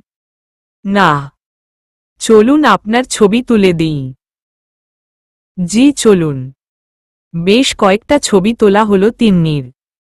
তিন্নি ছবিগুলো দেখে স্বরূপের বেশ প্রশংসা করল। বলল, বেশ ভালো ছবি তোলেন আপনি। স্বরূপ ছোট করে একটা ধন্যবাদ দিল। তারপর আবার নিজের কাজে মন দিল। তিন্নিও নিজের কাজে এল। তবে স্বরূপ চোখের সামনে থেকে কিছুতেই তিন্নিকে মুছতে পারল না। পায়ের ব্যথায় সারাদিন বিছানা থেকে উঠতে পারেনি বিন্নি। শুয়ে শুয়ে বাবার এনে দেওয়া আধারে মানবী বইটা পড়ে শেষ করেছে। বিরতিহীনভাবে পুরো বইটা পড়েছে। পড়তে পড়তে চোখের পানি দিয়ে বালিশ ভিজিয়ে নিয়েছে। বইটা বেশ সুন্দর, তবে কষ্টেরও। একটু হাদিসি টাইপসে বই। কাহিনীটা বেশ সুন্দর। বিয়ের রাতে যখন নায়ক মারা যায়, কাহিনীটা পড়ে তো কাঁদতে কাঁদতে চোখ লাল করে ফেলেছে বিন্নি। এত সুন্দর বই আগে কখনো পড়েনি। বইটা রেখে খাটের পাশে থাকা পানির গ্লাসটা হাতে নিল বিন্নি। একদমই পুরো পানিটা শেষ করে নিল। মোবাইলটা হাতে নিতেই সাহিলের কথা মনে পড়ল বিন্নির। বালিশের ওপর উপর হয়ে সাহিলের কথা ভাবতে শুরু করল বিন্নি। আসলেই কি রাজি হওয়া উচিত সাহিলের কথায় নাকি না? কিন্তু উনি যেই কথাগুলো বলেছেন তার তো লজিক আছে। তাছাড়া কোনো কুপ্রস্তাব তো দিচ্ছেন না। কারো না কারো সাথে তো আমার বিয়ে হবেই। তাহলে উনার সাথে হলে তো সমস্যা নেই। তাছাড়া বেশ এস্টাবলিশড ছেলে, বাবাও না করবে না। নিজেকে নিজে প্রশ্ন করল, তাহলে কি আমার এক ধাপ এগুনো উচিত? অনেক রকমের কথা, অনেকগুলো প্রশ্ন ঘুরপাক খেতে লাগল বিন্নির মাথায়। কি করবে কিছু বুঝতে পারছিল না। একটা সিদ্ধান্ত তো নিতে হবে। হ্যাঁ বা না একটা সিদ্ধান্ত আজই নাই ছাড়বে বলে পণ করল বিন্নি। দাওয়াত থাকা সত্ত্বেও আজ বিয়ে বাড়িতে যায়নি সাহিল। কলেজে একটা কাজ পড়ে গিয়েছিল তাই। কাজটা খুব গুরুত্বপূর্ণ হলেও সারাদিনই কাজে একটুও মন বসাতে পারেনি সাহিল। বারবার শুধু বিন্নির মুখটা চোখের সামনে ভেসে উঠেছে। মনে হচ্ছে চোখ বন্ধ করলেও বিন্নিকে দেখছে, চোখ খুললেও বিন্নিকে দেখতে পাচ্ছে। বেশি তাড়াতাড়ি করছে কি? বিন্নিকে কি আরেকটু সময় দেওয়া উচিত ছিল? কিন্তু অন্যদিকে মা বিয়ের জন্য একের জোর করেই চলছে। পুরো শাখের করাতের মধ্যে পড়ে গিয়েছে সাহিল। মাকেও দোষ দেওয়া যায় না, যথেষ্ট বয়স হয়েছে তার। রোজ রোজ বলে আমাকে কি একটু নাতি নাতনির মুখ দেখাবি না? নাকি তার আগেই পরপারে পার করবি? মা কথাগুলো বললে বেশ খারাপ লাগে সাহিলের। সমস্যা এখন দুটো হয়ে দাঁড়িয়েছে। একো তো মা, অন্যদিকে সাহিল বিন্নি ছাড়া কাউকে বিয়ে করতে পারবে না। বেশ অনেকক্ষণ ধরে রাস্তায় দাঁড়িয়ে আছে তিন্নি। কোনো গাড়ি পাচ্ছে না। রাশেদ দুপুরে খেয়েই চলে গেছে। এখন একা একা যেতে অনেক সমস্যা। এলাকাটা বেশ নির্জন। তার ওপর রাত ৮টার মতো বেজে গেছে। মনে মনে বিন্নির ১৪ গোষ্ঠী উদ্ধার করতে লাগল তিন্নি। বিন্নি থাকলে এখন এত সমস্যা হতো না। পরক্ষণে আবার নিজেই হাসতে লাগল বিন্নি, আর ওর ১৪ গোষ্ঠী তো একই। পেছনে থেকে কারো গলার আওয়াজ পেয়ে একবারে লাফিয়ে উঠল তন্নি। ভয় ভয় পেছনের দিকে তাকাল। ল্যাম্পপোস্টের আলোতে স্পষ্ট স্বরূপের মুখটা দেখা যাচ্ছে। বেশ ভালোভাবে নজর দিল তিন্নি। ল্যাম্পপোস্টের আলোতে বেশ সুন্দর দেখা যাচ্ছে স্বরূপকে। ভূতে খুব বিশ্বাস করে তিন্নি। ভূতের কথা মনে হতেই কয়েক পা পিছিয়ে গেল তিন্নি। ঠিকই তো, স্বরূপ এখানে কোথা থেকে আসবে? ভয় কুকড়ে গেল তিন্নি। আ প নি। স্বরূপ তিন্নির ভয়ার্ত মুখ দেখে হাসতে শুরু করল। স্বরূপের হাসি দেখে তিন্নি আরো ভয় পেয়ে গেল। আপনি কি সত্যি করে বলুন তো? আরে ভয় পাবেন না। না, আমি স্বরূপ, ভূত নই। আমি শিওর হয়ে গেছি। আপনি কি করে বুঝলেন আমি ভূত নিয়ে ভাবছিলাম? প্লিজ আপনি চলে যান। হাতটা সামনে বাড়িয়ে দিল স্বরূপ। একটা চিমটি দিয়ে দেখুন আমি সত্যিকারের মানুষ। তিন্নি জোরে একটা চিমটি লাগিয়ে দিল স্বরূপের হাতে। বলে এক পা পিছিয়ে গেল স্বরূপ। এত জোরে কেউ চিমটি দেয়? হাতটা লাল করে দিয়েছেন। যাই হোক, এবার বিশ্বাস হলো তো আমি মানুষ, কোনো জিন ভূত নই। ছোট করে একটা হুম বলল তিন্নি। চলুন যাওয়া যাক। সামনে গেলে গাড়ি পাব। আপনার সাথে কেন যাব আমি?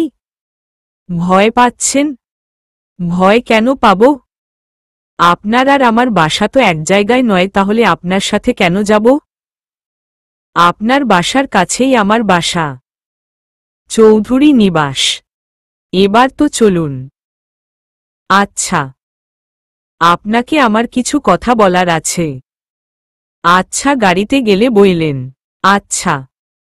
সাহিল বারান্দার বসে কফি খাচ্ছিল, বিন্নির কথা ভাবছিল। হঠাৎ ফোনের আওয়াজে ঘোর কাটল সাহিলের। রুমে গিয়ে ফোনটা হাতে তুলে বিন্নির নাম্বার। এক রাজ্যের হাসি এসে ভর করল সাহিলের মুখে।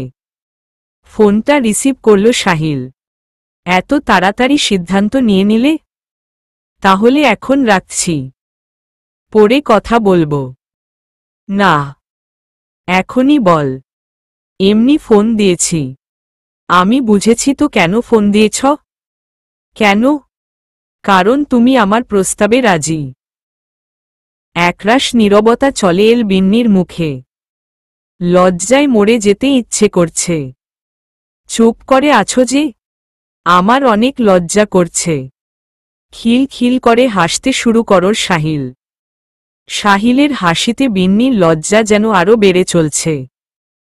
বেশি দূর হাঁটতে হয়নি, সামান্য সামনে আসতেই একটা সিএনজি পেয়ে গেল স্বরূপরা। স্বরূপ সিএনজিতে উঠল, কিন্তু তিন্নিকে দাঁড়িয়ে কিছু চিন্তা করতে দেখা গেল। আপনি কি আমার সাথে যেতে ভরসা করতে পারছেন না? আর কিছু না ভেবে সিএনজিতে উঠে বসল তিন্নি। তিন্নিকে চুপ করে থাকতে দেখে স্বরূপ আবার জিজ্ঞেস করল, কিছু বলছেন না যে?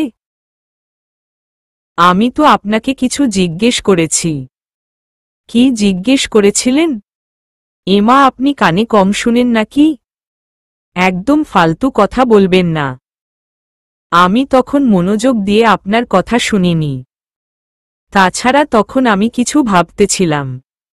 কি ভাবছিলেন? আপনাকে বলতে হবে নাকি? চুপ করে থাকুন। বেশি বকবক করেন। আপনি কম কথা বলেন? কম কথা বলার লোক কিন্তু আমার বেশ পছন্দ। ওয়াও, তাই নাকি? এটা তো বেশ ভালো কথা। তাহলে আমিও কি আপনার বেশ পছন্দ? তাহলে একটা কাজ করুন, আমাকে এখনই প্রপোজ করে দেন। আপনি কথাগুলো ফান করে বললেন নাকি সিরিয়াসলি বললেন আমি বুঝতে পারিনি। বেশ রহস্যজনক কথা বলেন আপনি। তবে এটা সত্যি যে আমি আপনাকে বেশ পছন্দ করি। এক মুহূর্তের জন্য থমকে গেল তিন্নি। কথাগুলো আসলেই সে ফান করার জন্য বলেছে, কিন্তু স্বরূপ কি ওকে সিরিয়াসলি কথাগুলো বলছে? ও দেখতে সুন্দর, কিন্তু ওর অতিরিক্ত রাগ, জেদের জন্য কেউ কোনো দিন কেউ বলতে ছেলেরা ওর তাসে ঘেঁষতে চায়নি। যারা না জেনে এসেছিল তারাও জানতে পেরে পালিয়ে গিয়েছিল। ওর জন্য বিন্নির কাছেও ছেলেরা ঘেঁষতে পারেনি। বেশ রেকর্ড করা রাগ জেদ ওর। কিন্তু এই ছেলেটা এত সহজেই বলে দিল। হয়তো প্রথম দেখেছ তাই, হয়তো চেনে না তাই। কিছু বলছেন না যে? আচ্ছা মিশরূপ, আপনি আমাকে কতদিন চেনেন? 2-3 মাস হবে। এতদিন? হঠাৎ সিএনজি ব্রেক নিতেই তিন্নি টাল সামলাতে না পেরে স্বরূপের গায়ের ওপর গিয়ে পড়ল। তাড়াতাড়ি সরে গেল তিন্নি। কিছুক্ষণ ধরে কথাগুলো বলার জন্য নিজেকে প্রস্তুত করতে লাগল স্বরূপ। সামান্য কেশে কথাগুলো বলতে শুরু করল।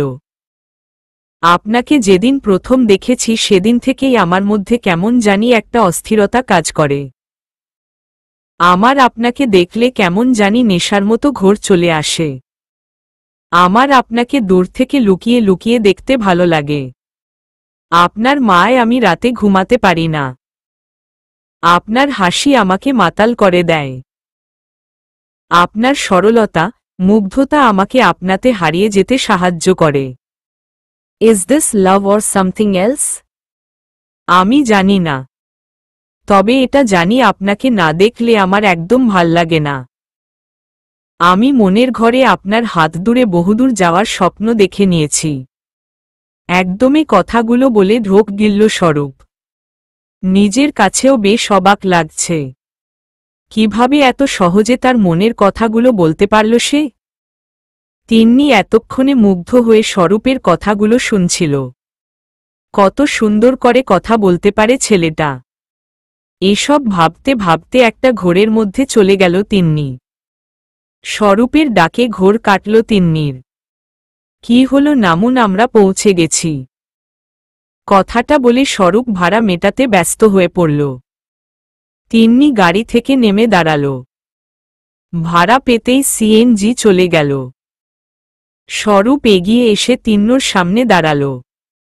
তিন্নি ব্যাগ থেকে কিছু টাকা বের করে স্বরূপের সামনে তুলে ধরল।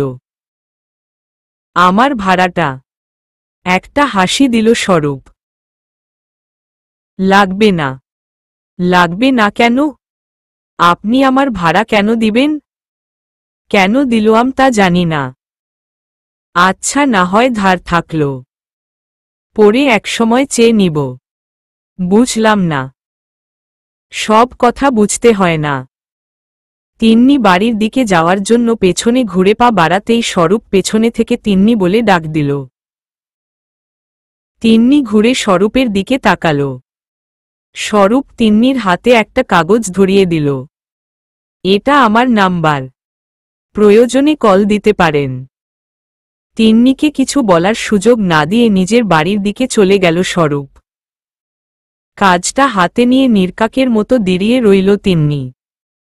কিছুক্ষণ এভাবে দাঁড়িয়ে থেকে কাগজটা পার্সে ঢুকিয়ে নিল তিন্নি। তারপর বাড়িতে ঢুকে গেল। বিন্নির ফোনটা পাওয়ার পর থেকেই সাহিলের সময়টা বেশ ভালো কাটছে। মনে হচ্ছে বুকের ওপর থেকে একটা পাথর সরে গেছে।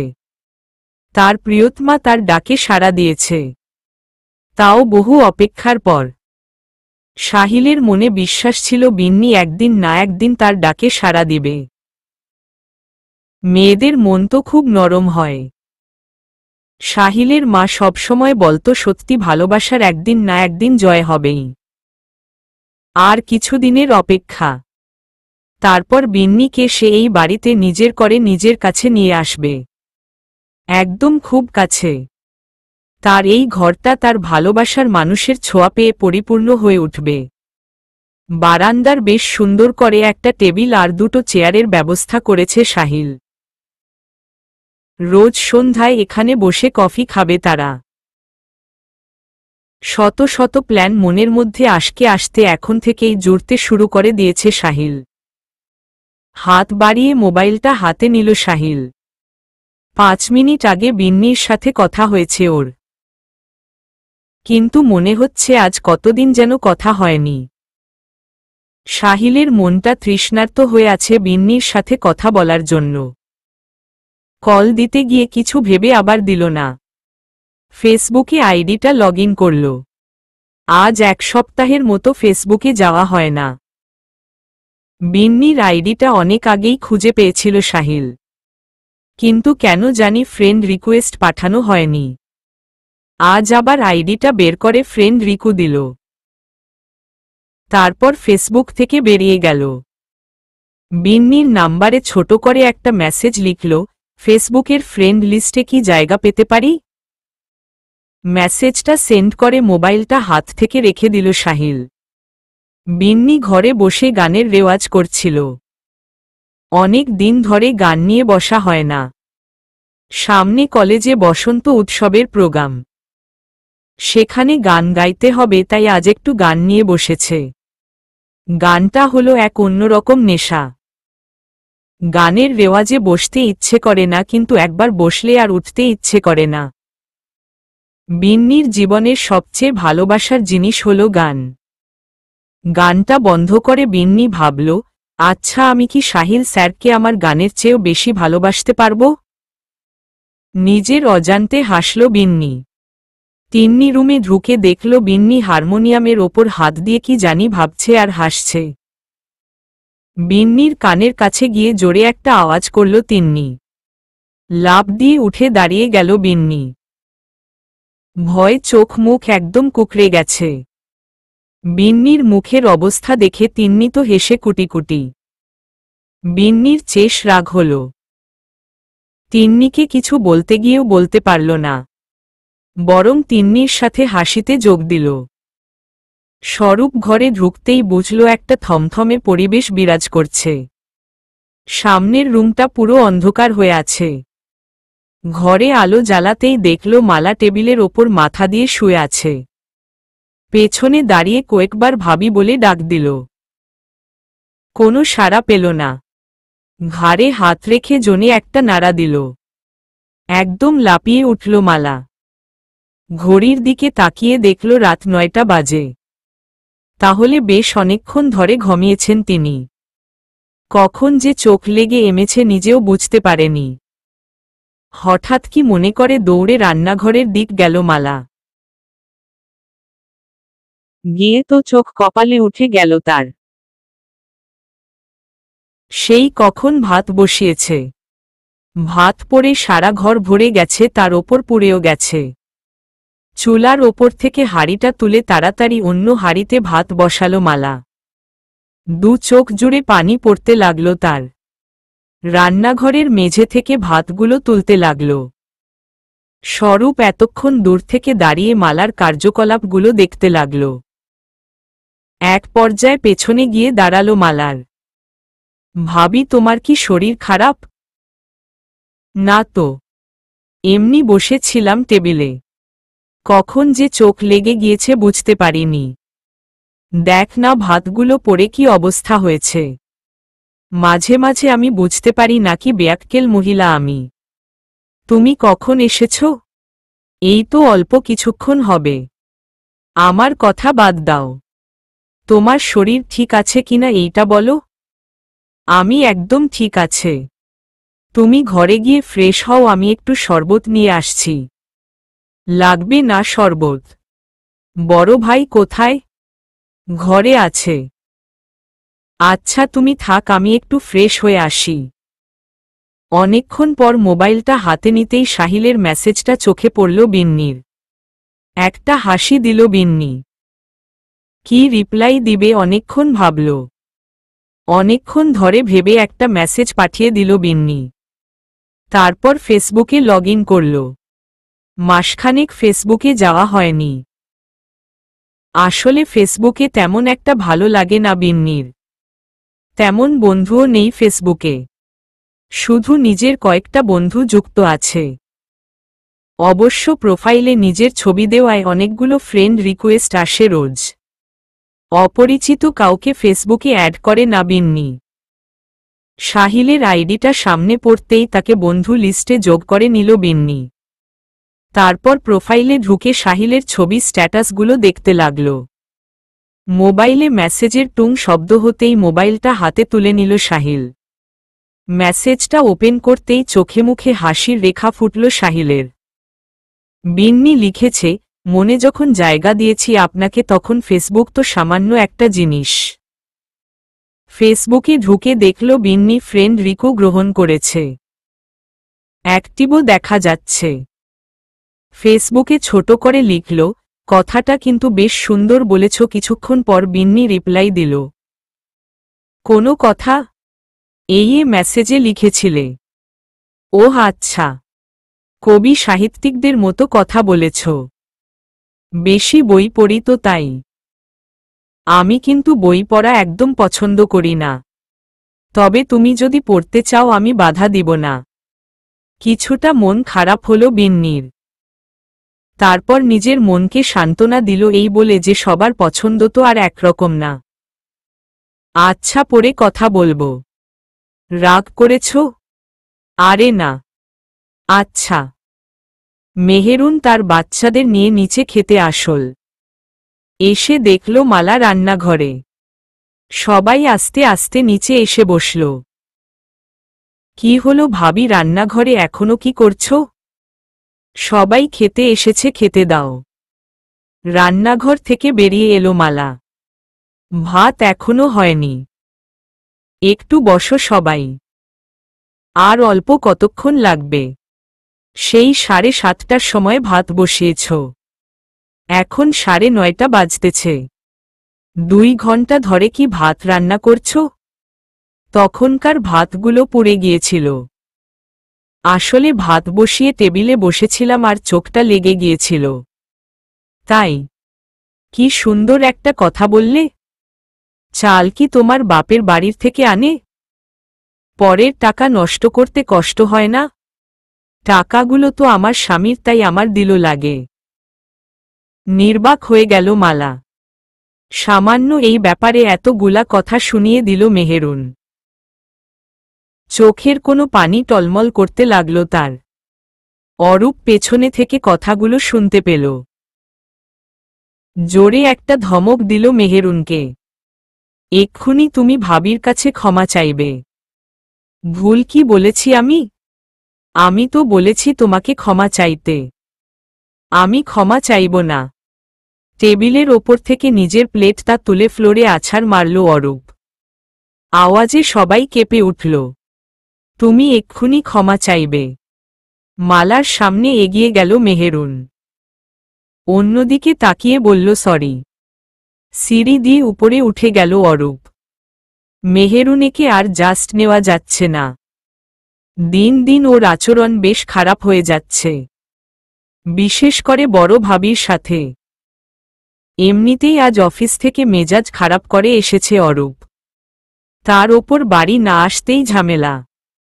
নিজের মেজাজটা তাই নিয়ন্ত্রণ করতে পারেনি। হয়তো বেশি রিয়েক্ট করেছে। স্বরূপ চুপচাপ এতক্ষণ সব দেখছিল। টেবিল ছেড়ে উঠে যাওয়ার সময় মুনিরের দিকে তাকিয়ে বলল, বড় ভাই বিয়ে করে ঘরে বউ আনছিলি, দাসী নয়। বাচ্চাদের খাইয়ে মেহেরুনও নিজের রুমে চলে গেল। সব কিছু গুছিয়ে মালাও নিজের রুমে গেল। খাবার শেষ করে রুমে এসে বসল তিন্নি। স্বরূপের কথা মনে হতেই পার্স থেকে কাগজটা বের করে নিল তিন্নি। গুটি গুটি অক্ষরে স্বরূপের নাম্বারটা লেখা। নাম্বারটা আবার ব্যাগে ঢুকিয়ে স্বরূপকে নিয়ে গভীর চিন্তায় ডুব দিল তিন্নি। চলবে।